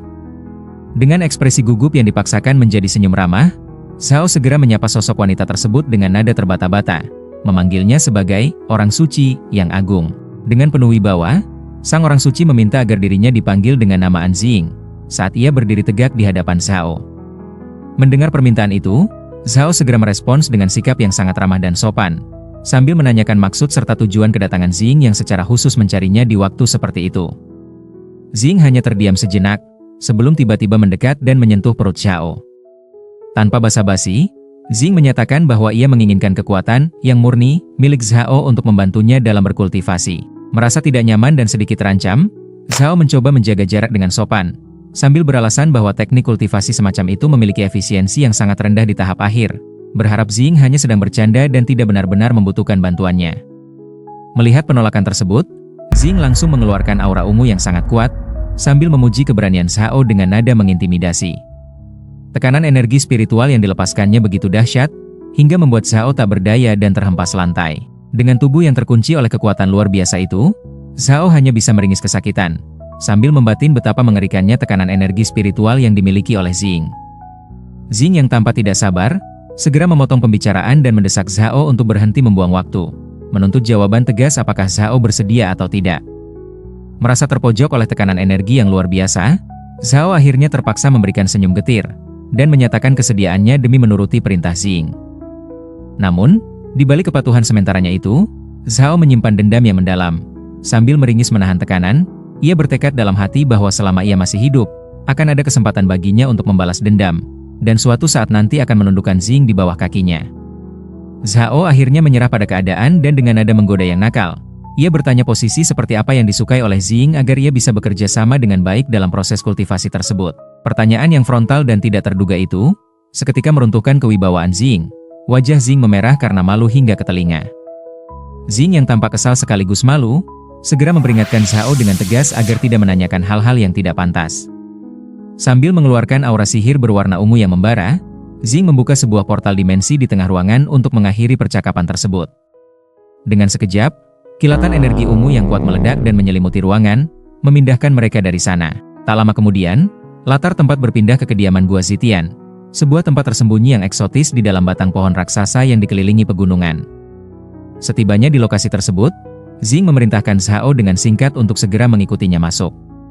Sambil berjalan mendahului menuju pohon raksasa, Jing menjelaskan bahwa tempat itu adalah kediaman Gua Zitian, lokasi rahasia yang biasa ia gunakan untuk berkultivasi dalam kesendirian, sehingga ia menjamin bahwa tidak akan ada seorang pun yang datang mengganggu urusan mereka di sana. Melihat Zhao tiba-tiba mulai melonggarkan pakaiannya, Jing langsung bertanya dengan nada panik dan wajah yang memerah, mengenai apa yang sedang Zhao lakukan.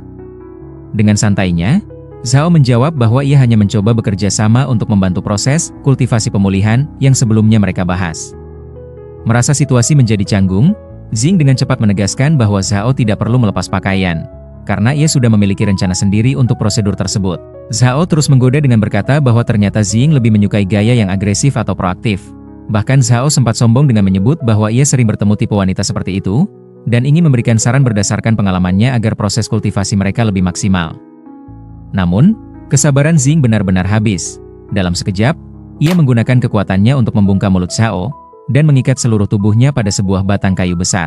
Sambil mulai melonggarkan pakaiannya sendiri dengan wajah yang sangat memerah, Jing memberikan perintah terakhir yang sangat tegas agar Zhao segera menutup mata dan mulutnya untuk membantunya bermeditasi, sambil mengancam bahwa jika Zhao berani melawan atau berkomentar lagi, maka nyawanya akan melayang saat itu juga.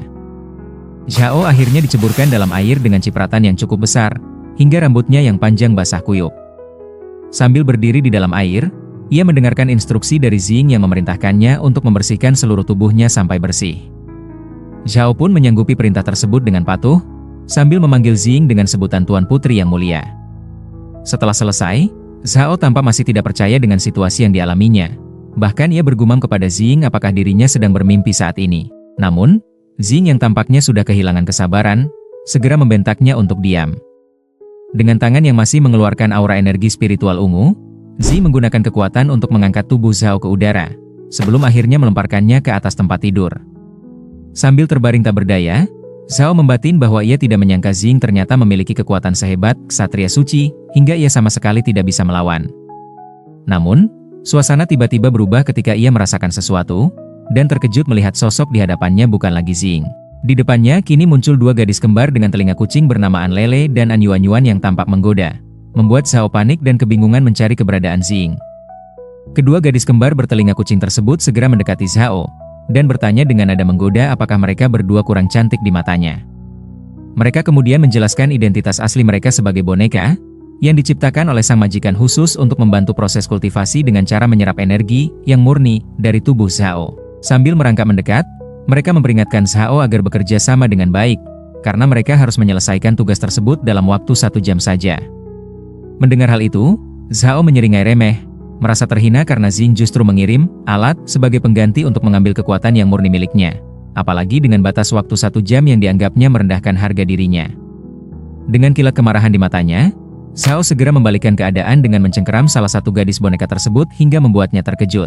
Sambil menindih mereka, Zhao dengan penuh percaya diri menyatakan bahwa ia akan menunjukkan kekuatan sejatinya kepada mereka, membuat gadis-gadis itu hanya bisa memeki kaget saat situasi berbalik di bawah kendalinya.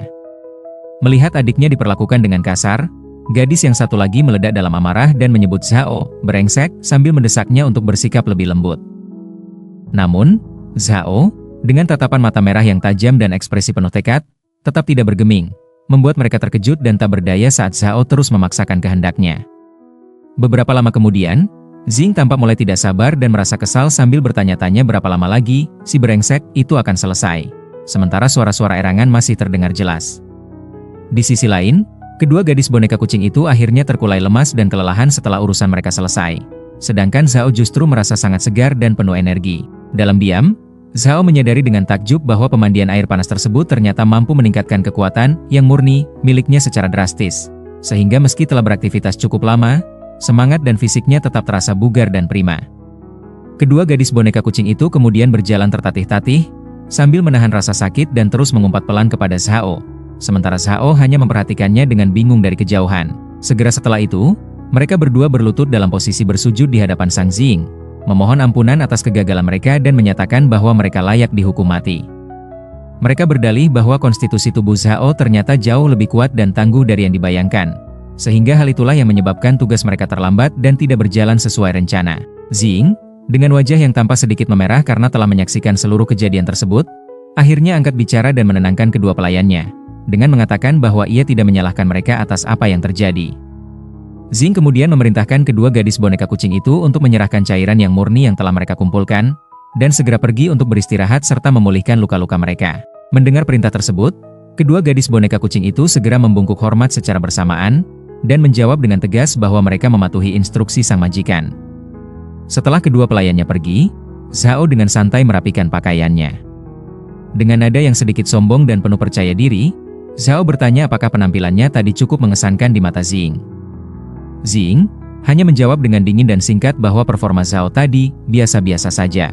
Tanpa membuang waktu, Xing melemparkan imbalan yang telah dijanjikan kepada Zhao, sambil berkata bahwa itu adalah upah atas jerih payahnya. Zhao yang terkejut segera menangkap kantong dan botol-botol yang melayang ke arahnya, dan matanya langsung berbinar penuh kegembiraan saat menyadari isinya yang sangat luar biasa. Dengan tawa lebar yang tak bisa disembunyikan, Zhao berseru kegirangan karena baru saja menerima 10 juta batu spiritual dan 4 botol pil pembangunan fondasi kualitas tertinggi. Sambil mengenakan kembali pakaiannya dengan gerakan cepat, Zhao memuji kemurahan hati Sang Xing, bergumam bahwa ia memang pantas menyandang gelar orang suci karena tangannya yang begitu ringan dalam memberikan imbalan mewah. Namun, Xing bertanya mengapa Zhao masih melamun di sana, yang hanya dijawab dengan gumaman singkat oleh Zhao. Suasana menjadi sedikit canggung saat Zhao, dengan senyum nakal di wajahnya, menggoda Xing dengan mengatakan bahwa jika ia benar-benar ingin menyerap energi matahari merah, hasilnya akan jauh lebih efektif jika mereka melakukan kultivasi ganda secara langsung. Mendengar saran yang sangat berani dan menjurus itu, Xing Suci pun langsung tersipu malu dengan wajah memerah, hanya mampu bergumam terbata-bata karena merasa terkejut sekaligus kesal dengan kelancangan Zhao.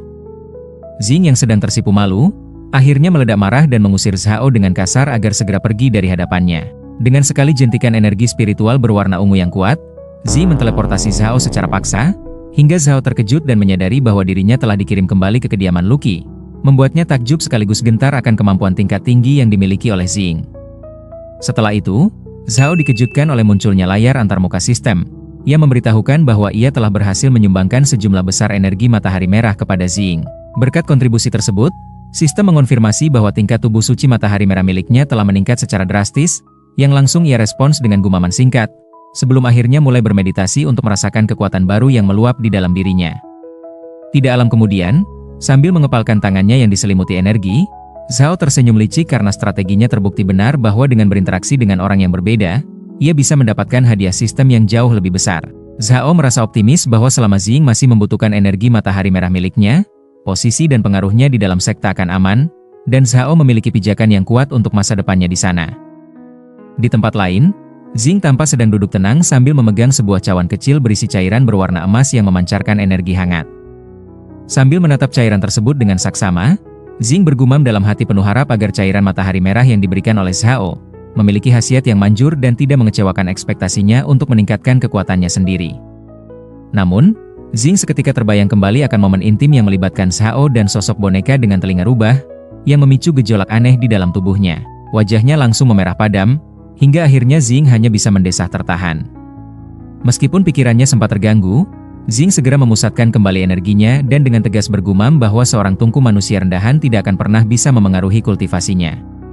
Sementara itu, dari balik bayang-bayang pohon, dua gadis berkuping rubah yang memperhatikannya merasa heran karena sang wanita suci bisa sampai kehilangan fokus saat bermeditasi, sehingga mereka mulai curiga bahwa cairan matahari merah milik Zhao memiliki efek samping yang tidak terduga. Keesokan harinya, suasana pagi yang tenang menyelimuti kediaman bergaya tradisional milik Lucky saat matahari mulai terbit. Di dalam salah satu ruangan, Lucky tampak baru saja terbangun dari tidurnya, dan sedang melakukan peregangan santai sambil menguap lebar. Namun, perhatian Lucky teralih kepada Zhao yang sudah bangun lebih awal untuk bermeditasi. Lalu Lucky memujinya dengan mengatakan bahwa adik seperguruan Zhao kini tampak jauh lebih rajin dan bersemangat dalam berkultivasi. Mendengar pujian tersebut, Zhao hanya tersenyum ramah dan merendah dengan menjawab bahwa ia melakukannya karena secara tidak sengaja merasakan sedikit inspirasi untuk melakukan terobosan dalam kekuatannya pagi itu.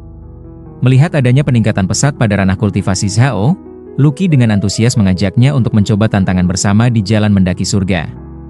Lucky menyarankan hal itu karena menganggap ini adalah kesempatan yang tepat bagi Zhao untuk menguji kekuatan barunya setelah mendapatkan inspirasi terobosan pagi itu.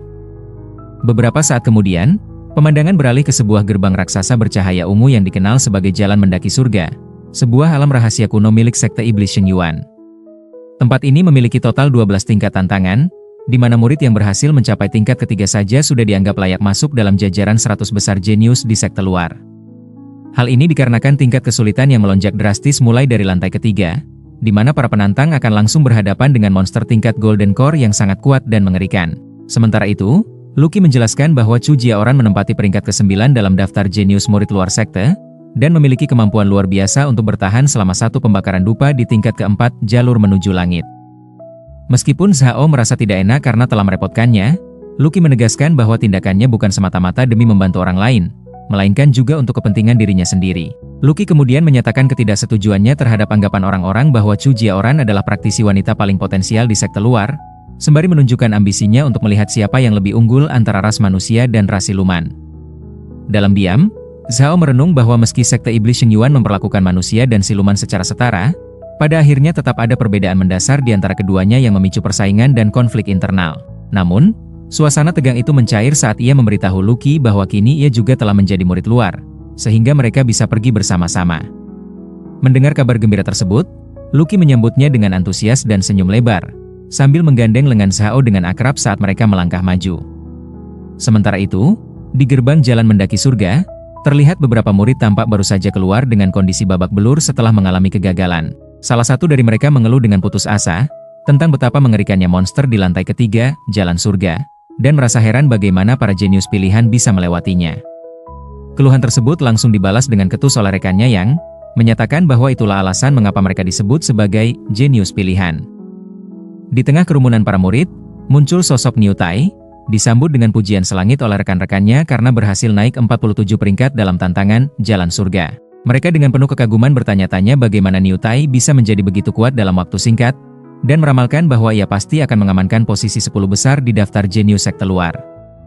Dengan penuh percaya diri dan tawa sombong, Niu Tai yang kini berada di peringkat 79, mengklaim bahwa kekuatannya adalah hasil murni dari bakat dan kerja kerasnya yang luar biasa.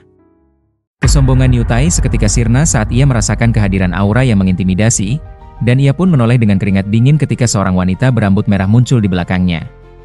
Di sana, Chu Jiaoran dengan nada dingin memperingatkan Niu Tai agar tidak lupa siapa yang telah membantu meningkatkan tingkat kultivasinya, dan mendesaknya untuk segera menyelesaikan tugas yang telah diberikan. Tertekan oleh wibawa Chu Jiaoran, Niu Tai hanya bisa menjawab dengan penuh ketakutan dan kepatuhan, menyanggupi perintah tersebut tanpa berani membantah sedikit pun. Namun, perhatian Niu Tai beralih kepada Zhao dan Luqi, di mana Niu Tai dengan nada meremehkan bertanya kepada adik seperguruan Luqi, apakah ia benar-benar berniat mendaki jalan menuju surga bersama Zhao yang ia tuduh hanya bisa bergantung pada orang lain itu. Namun, situasi memanas ketika Luqi mengejek Niu Tai, dengan bertanya apakah benar Zhao justru pernah mengalahkannya, yang langsung memicu kemarahan besar pada Niu Tai. Dengan wajah memerah dan gigi terkatup, Niu Tai berkilah bahwa kekalahannya hanyalah karena serangan mendadak di tengah kekacauan. Namun, ejekan terakhir yang menyebutnya sebagai pecundang yang memalukan dari Zhao, benar-benar membuatnya tidak berkutik saat Zhao dan Luqi berlalu pergi meninggalkannya yang hanya bisa menggeram kesal.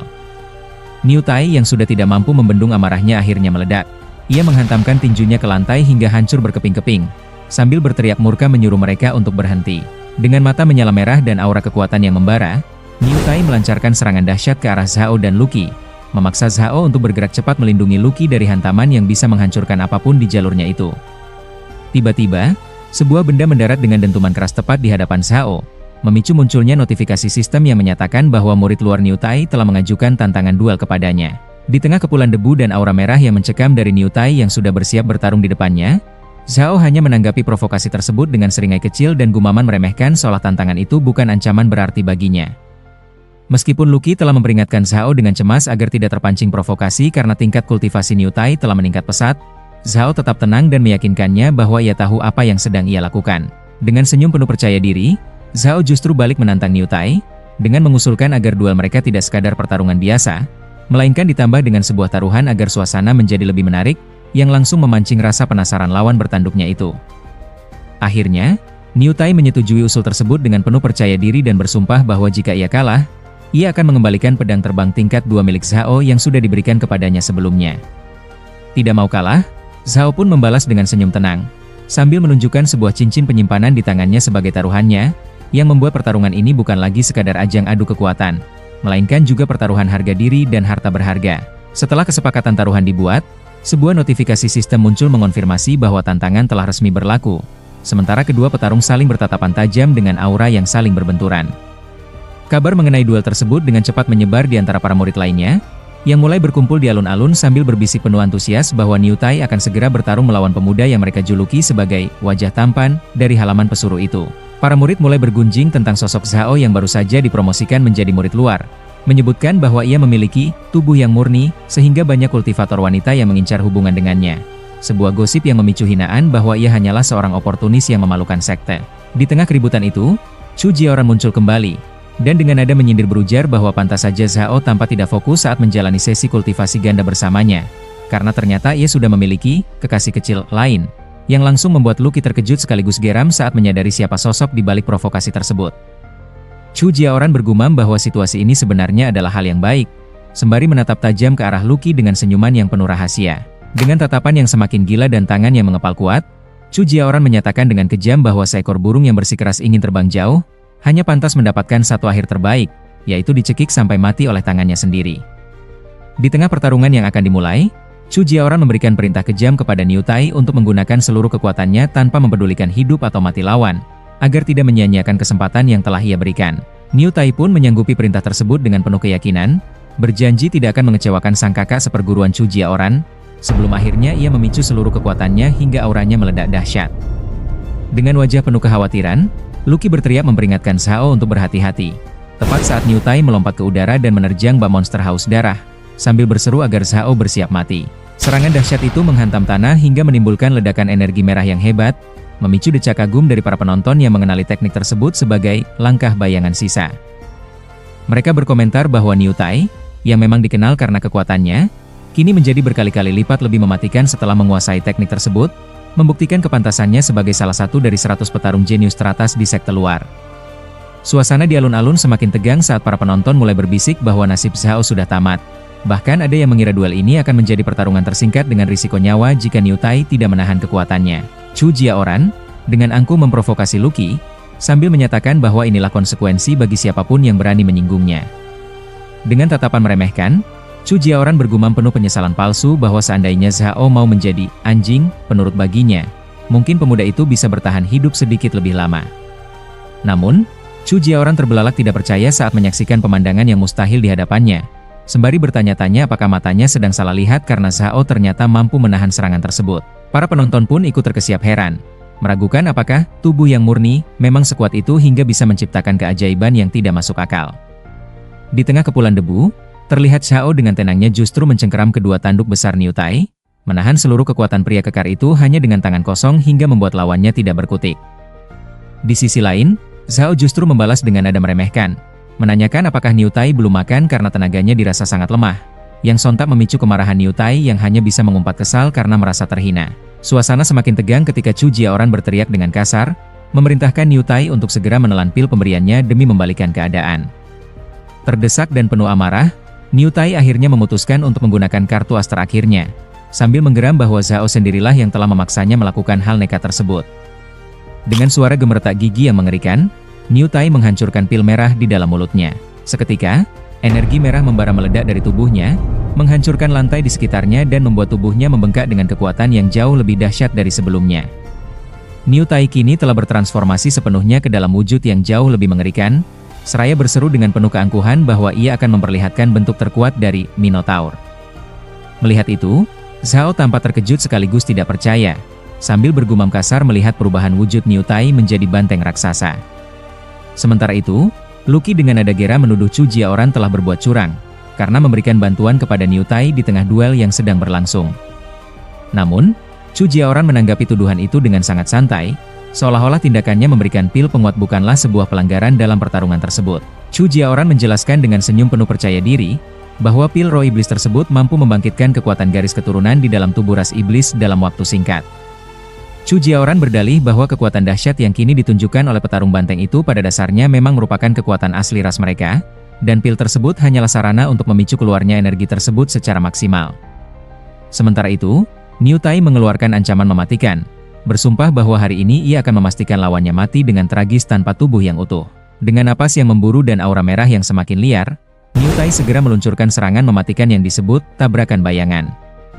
Para penonton tampak tercengang menyaksikan kecepatan luar biasa dari serangan tersebut, di mana salah satu dari mereka bergumam bahwa gerakan kakak seperguruan Niu Tai bahkan sudah tidak bisa tertangkap oleh mata telanjang. Mereka mulai menyadari bahwa inilah kedahsyatan dari kebangkitan penuh garis keturunan banteng barbar yang melegenda.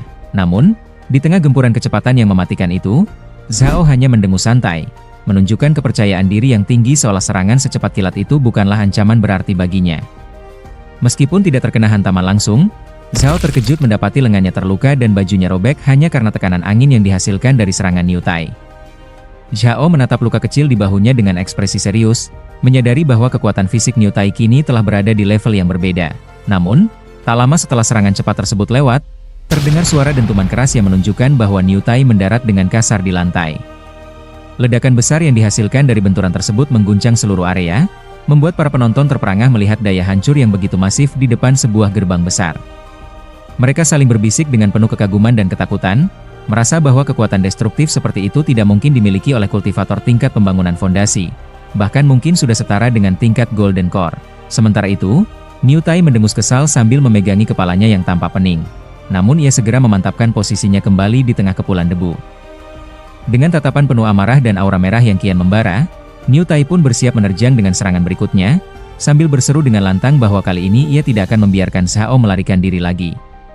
Akhirnya, Zhao mengakui bahwa kekuatan fisik Niu Tai memang tidak bisa diremehkan, namun Zhao mengucapkannya dengan seringai penuh percaya diri yang mengintimidasi.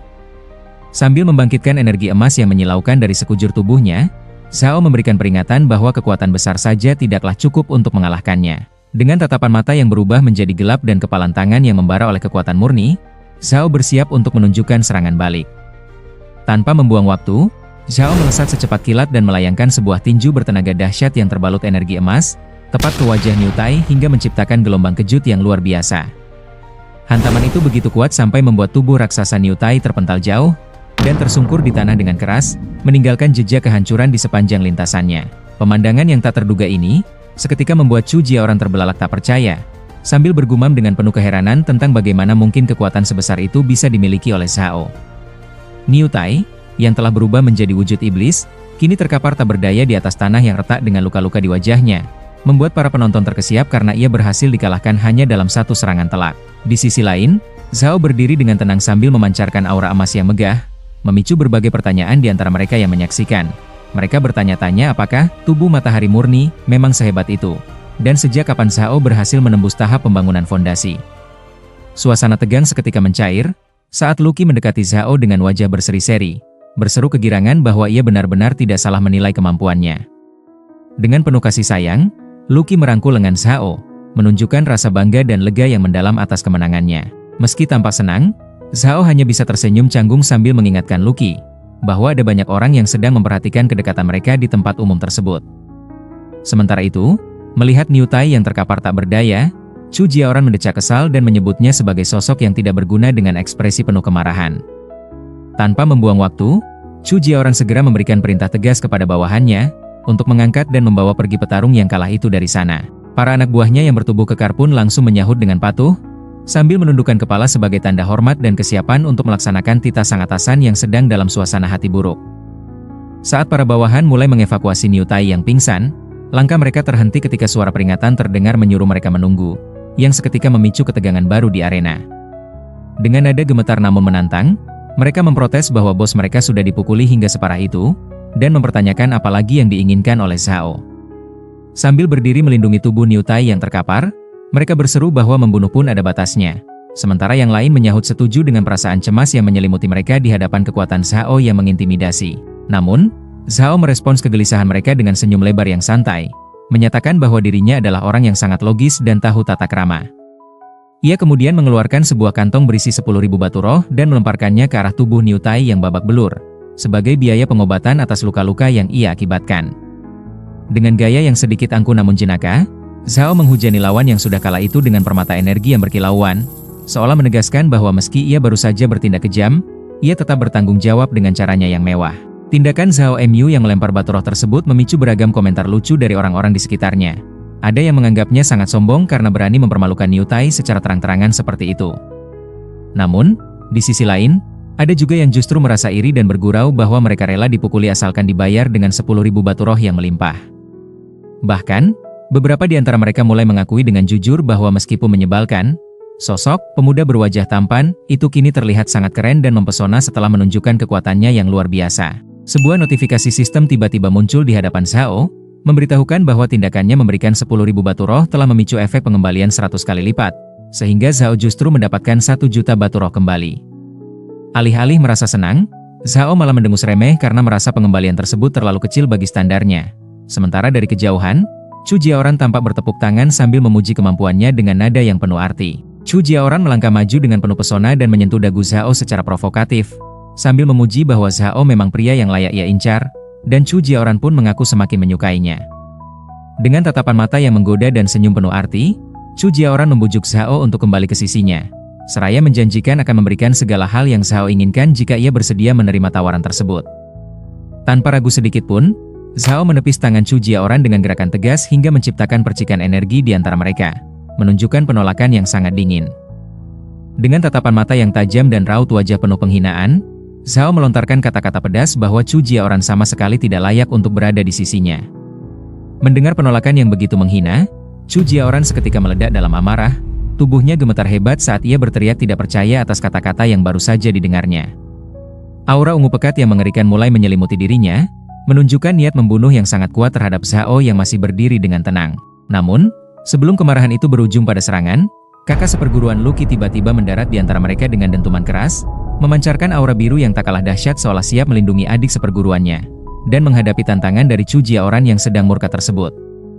Dengan tatapan tajam dan penuh ketegasan, Lucky menegaskan bahwa Zhao adalah manusia berharga, bukan sekadar komoditas yang bisa dibuang begitu saja setelah tidak lagi berguna. Di hadapan Chu Jiaoran yang masih diliputi amarah, Lucky melayangkan tantangan terbuka dengan menyatakan niatnya untuk menempuh jalan menuju langit dan melampaui peringkat Chu Jiaoran.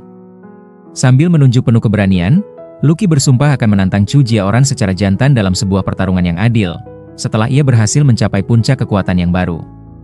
Setelah itu, Lucky membawa Zhao pergi meninggalkan Chu Jiaoran yang masih terpaku dalam kemarahan. Sambil berjalan menjauh, Lucky bersumpah akan membalas setiap luka yang telah diakibatkan oleh pihak lawan dengan perhitungan yang setimpal di masa depan. Zhao, yang merasa kagum dengan keberanian dan ketegasan Lucky, memuji betapa kerennya pernyataan tersebut, yang hanya dibalas dengan dengusan bangga namun penuh kasih sayang oleh Lucky saat mereka melangkah menuju gerbang dimensi berikutnya. Setelah Lucky dan Zhao melangkah masuk ke dalam pusaran portal ungu yang bergejolak, Chu Jiaoran yang tertinggal di belakang tampak meledak dalam amarah yang luar biasa.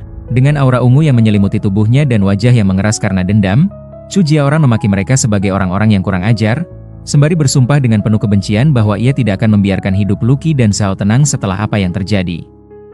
Kerumunan orang di sana mulai berbisik-bisik melihat ketegangan yang terjadi, di mana mereka mengidentifikasi Chu Jiaoran, peringkat ke-9 dalam daftar jenius sekte luar, dan merupakan talenta baru dari ras rubah. Sementara itu, Lucky terungkap sebagai cucu dari tetua ke-12, Lu Haikong, yang memiliki status sangat terhormat dan kecantikan yang tidak kalah dari Chu Jiaoran. Para saksi mata merasa takjub sekaligus iri, melihat bagaimana dua wanita cantik yang luar biasa ini justru bersaing sengit dan cemburu hanya demi memperebutkan perhatian Zhao. Beberapa saat kemudian, pemandangan beralih ke lokasi yang sangat mengintimidasi, yaitu Tanah Suci Sekte Iblis, kediaman pedang 9 naga, yang ditandai dengan monumen batu raksasa menjulang tinggi ke langit di balik deretan bangunan tradisional. Di dalam sebuah ruangan tersembunyi yang penuh dengan energi magis, Long Tianxiang tampak sedang duduk bermeditasi dengan khusyuk di hadapan sebuah pedang pusaka besar yang memancarkan aura ungu yang sangat kuat. Tatapan tajam Long Tianxiang terbuka saat ia menyelesaikan meditasinya, memicu gelombang energi ungu yang dahsyat hingga menghancurkan pilar-pilar batu raksasa di sekelilingnya menjadi serpihan.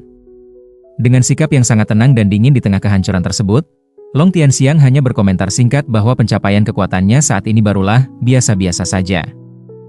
Namun dari arah lain, Niu Tai segera datang menghadap dan memberikan laporan kepada kakak seperguruan Long Tianxiang mengenai kabar burung yang tengah bergejolak di sekte luar. Dengan sikap hormat, ia menyampaikan bahwa Lucky dikabarkan sedang terlibat persaingan sengit, dan saling cemburu dengan Chu Jiaoran dari ras rubah hanya demi memperebutkan seorang pemuda berwajah tampan.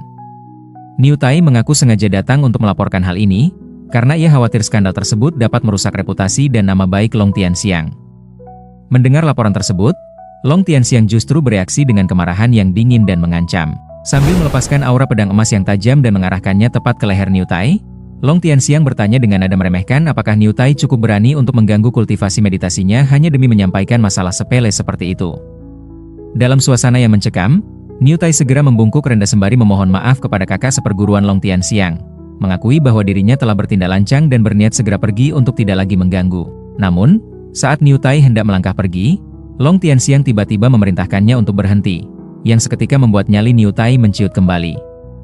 Dengan tubuh yang gemetar karena ketakutan, Niu Tai pun bertanya dengan penuh rasa hormat mengenai instruksi atau perintah lebih lanjut apa yang diinginkan oleh sang kakak seperguruan darinya. Secara mengejutkan, Long Tianxiang tiba-tiba melepaskan serangan energi yang kuat hingga membuat Niu Tai terpental dan menjerit kesakitan. Sambil memegangi dadanya yang sesak akibat hantaman tersebut, Niu Tai terengah-engah dan bertanya dengan penuh kebingungan serta rasa tidak percaya mengenai alasan dibalik tindakan kejam tuannya itu. Dengan nada dingin dan penuh kendali, Long Tianxiang menyuruh Niu Tai untuk berhenti meronta dan memerhatikannya baik-baik bagian dadanya sendiri. Niu Tai yang kebingungan, kemudian terbelalak kaget saat menyadari ada sebuah segel berbentuk pedang cahaya keemasan yang tertanam tepat di tengah dadanya. Niu Tai hanya bisa bergumam penuh tanya dan ketakutan melihat tanda magis tersebut, menyadari bahwa tuannya telah menanamkan sesuatu yang sangat kuat dan mungkin mematikan ke dalam tubuhnya tanpa ia sadari. Sambil membalikkan badannya, Long Tianxiang menjelaskan dengan tenang bahwa cahaya tersebut adalah secercah niat pedang yang baru saja ia padatkan ke dalam tubuh Niu Tai. Meskipun Niu Tai masih tampak bingung dan bertanya-tanya mengenai maksud dibalik tindakan tersebut, Long Tianxiang melanjutkan dengan ekspresi dingin bahwa selalu saja ada semut-semut yang tidak tahu diri dan tidak menyadari betapa tingginya langit serta luasnya bumi. Dengan lambaian tangan yang menciptakan tebasan energi ungu, Long Tianxiang memberikan perintah mutlak kepada Niu Tai untuk pergi dan melenyapkan sosok yang mengganggunya tersebut. Bukannya merasa terancam, Niu Tai justru menyeringai penuh percaya diri saat merasakan kekuatan dahsyat dari segel pedang emas yang kini berkobar di tubuhnya. Sambil mengepalkan tangan dan merasakan lonjakan energi baru, Niu Tai berterima kasih kepada Long Tianxiang dengan nada licik, merasa sangat siap untuk menjalankan misi pembantaian tersebut menggunakan kekuatan pinjaman yang luar biasa. Sementara itu, setibanya mereka di area yang dikenal sebagai jalan menuju langit, Lucky memberikan penjelasan kepada Zhao bahwa tempat tersebut akan secara otomatis mencatat setiap tingkatan lantai yang berhasil didaki oleh para murid. Ia juga memperingatkan bahwa karena ini adalah pengalaman pertama bagi Zhao, besar kemungkinan mereka akan terpisah selama proses pendakian tersebut. Dengan tenang dan singkat, Zhao menanggapi penjelasan itu dengan menyatakan bahwa ia telah mengerti situasinya. Zhao tampak bingung dan memanggil Luqi, saat melihat gelagat Luqi yang mulai terlihat gelisah dan malu-malu. Tanpa diduga, Luqi tiba-tiba mendekat dan mendaratkan ciuman kejutan di pipinya, membuat suasana di antara mereka menjadi sangat emosional dan penuh rona kemerahan. Sambil berjalan menjauh, Luqi mengingatkan Zhao sekali lagi dengan nada serius agar ia tetap waspada dan berhati-hati selama ujian berlangsung. Menanggapi peringatan tersebut, Zhao justru tersenyum tipis sambil menyentuh bibirnya, mengenang ciuman yang baru saja diterimanya, dan bergumam bahwa justru sang kakak seperguruanlah yang seharusnya lebih berhati-hati di sana. Setelah berpisah dengan Luqi, Zhao mulai melangkah sendirian di jalur yang diselimuti awan tebal. Namun ketenangannya terusik ketika ia merasakan kehadiran yang janggal di hadapannya. Ia pun berhenti dengan waspada saat menyadari sebuah bayangan raksasa dengan mata merah yang menyala mulai muncul di balik kabut, memaksanya untuk bergumam penuh tanya dan segera bersiap menghadapi ancaman yang menghalangi jalannya. Di sana, terlihat sesosok monster ayam raksasa bermata merah, landak ganas yang mengerikan, serta makhluk serupa katak bertanduk dengan lidah menjulur tiba-tiba muncul mengepung dari segala penjuru. Meskipun dikelilingi oleh berbagai binatang buas yang siap menerkam dengan raungan yang memekakan telinga, Zhao tetap berdiri tegak di tengah kepungan tersebut tanpa menunjukkan rasa takut sedikit pun. Dengan gerakan yang sangat cepat dan kuat, para monster itu menghantamkan serangannya ke arah Zhao hingga menciptakan ledakan debu dan serpihan lantai yang hancur. Setelah menghindari serangan itu dengan cepat, Zhao merasa terkejut karena tidak menyangka bahwa tingkat pertama dari jalan menuju langit sudah dihuni oleh monster setingkat pembangunan fondasi, yang menurutnya hampir mustahil untuk dilewati oleh murid luar yang baru saja bergabung. Pertarungan berlanjut dengan sengit saat monster landak meluncurkan serangan berputar yang dahsyat ke arah Zhao, memaksa dirinya untuk bergerak dengan sangat gesit guna menghindari hantaman yang menghancurkan lantai. Meski demikian, sambil menyeringai penuh percaya diri, Zhao berseru bahwa kini tiba gilirannya untuk menyerang balik, memicu kepanikan di wajah ketiga monster yang sebelumnya mengepungnya. Dengan satu sapuan kekuatan yang dahsyat, Zhao mengempaskan landak, ayam raksasa, dan katak bertanduk tersebut hingga bertumpuk tak berdaya dalam satu serangan telak. Sambil berdiri tegak di depan tumpukan monster yang telah dikalahkannya, Zhao bergumam meremehkan betapa mudahnya ujian tersebut baginya, sementara tangannya masih diselimuti sisa energi api yang membara. Setelah berhasil melewati lantai pertama, sebuah instruksi muncul yang memberitahunya bahwa ia berhak memilih satu dari 3 jenis hadiah yang tersedia di hadapannya. Perhatiannya pun tertuju pada sebuah kitab teknik bela diri tingkat tinggi kelas kuning yang bernama Telapak Api yang Membara. Dengan senyum puas, Zhao bergumam bahwa dirinya memang sedang membutuhkan teknik bertarung yang cocok dengan tubuh suci matahari merah miliknya, dan menganggap keberuntungan ini seperti mendapatkan bantal tepat di saat ia sedang merasa mengantuk. Tanpa ragu sedikit pun, Zhao akhirnya memilih kitab teknik tersebut sambil berseru penuh keyakinan bahwa inilah hadiah yang ia cari. Zhao segera membuka dan mempelajari isi kitab tersebut dengan serius, bergumam dalam hati saat mulai memahami langkah pertamanya yang mengharuskan dirinya untuk mengalirkan api sejati matahari ke dalam tubuhnya guna menguasai teknik baru yang luar biasa itu. Zhao segera mempraktikkan isi kitab tersebut dengan memusatkan kekuatan matahari yang membara ke telapak tangannya, lalu melepaskan satu hantaman dahsyat yang menghancurkan bebatuan di hadapannya dalam sekejap. Merasa puas dengan kedahsyatan teknik baru tersebut, Zhao pun tersenyum penuh percaya diri dan berseru siap untuk menaklukkan tantangan di lantai kedua, saat sebuah tangga cahaya mulai muncul di hadapannya. Terima kasih telah menonton video ini sampai akhir. Jangan lupa untuk mendukung channel ini dengan cara like, share, dan subscribe agar saya semakin semangat dalam menghadirkan alur cerita manhwa terbaik untuk kalian. Jika ada saran atau manhwa yang ingin dibahas, silakan tinggalkan komentar di bawah. Sampai jumpa di video berikutnya. Dan tetap semangat mengikuti kisah seru lainnya.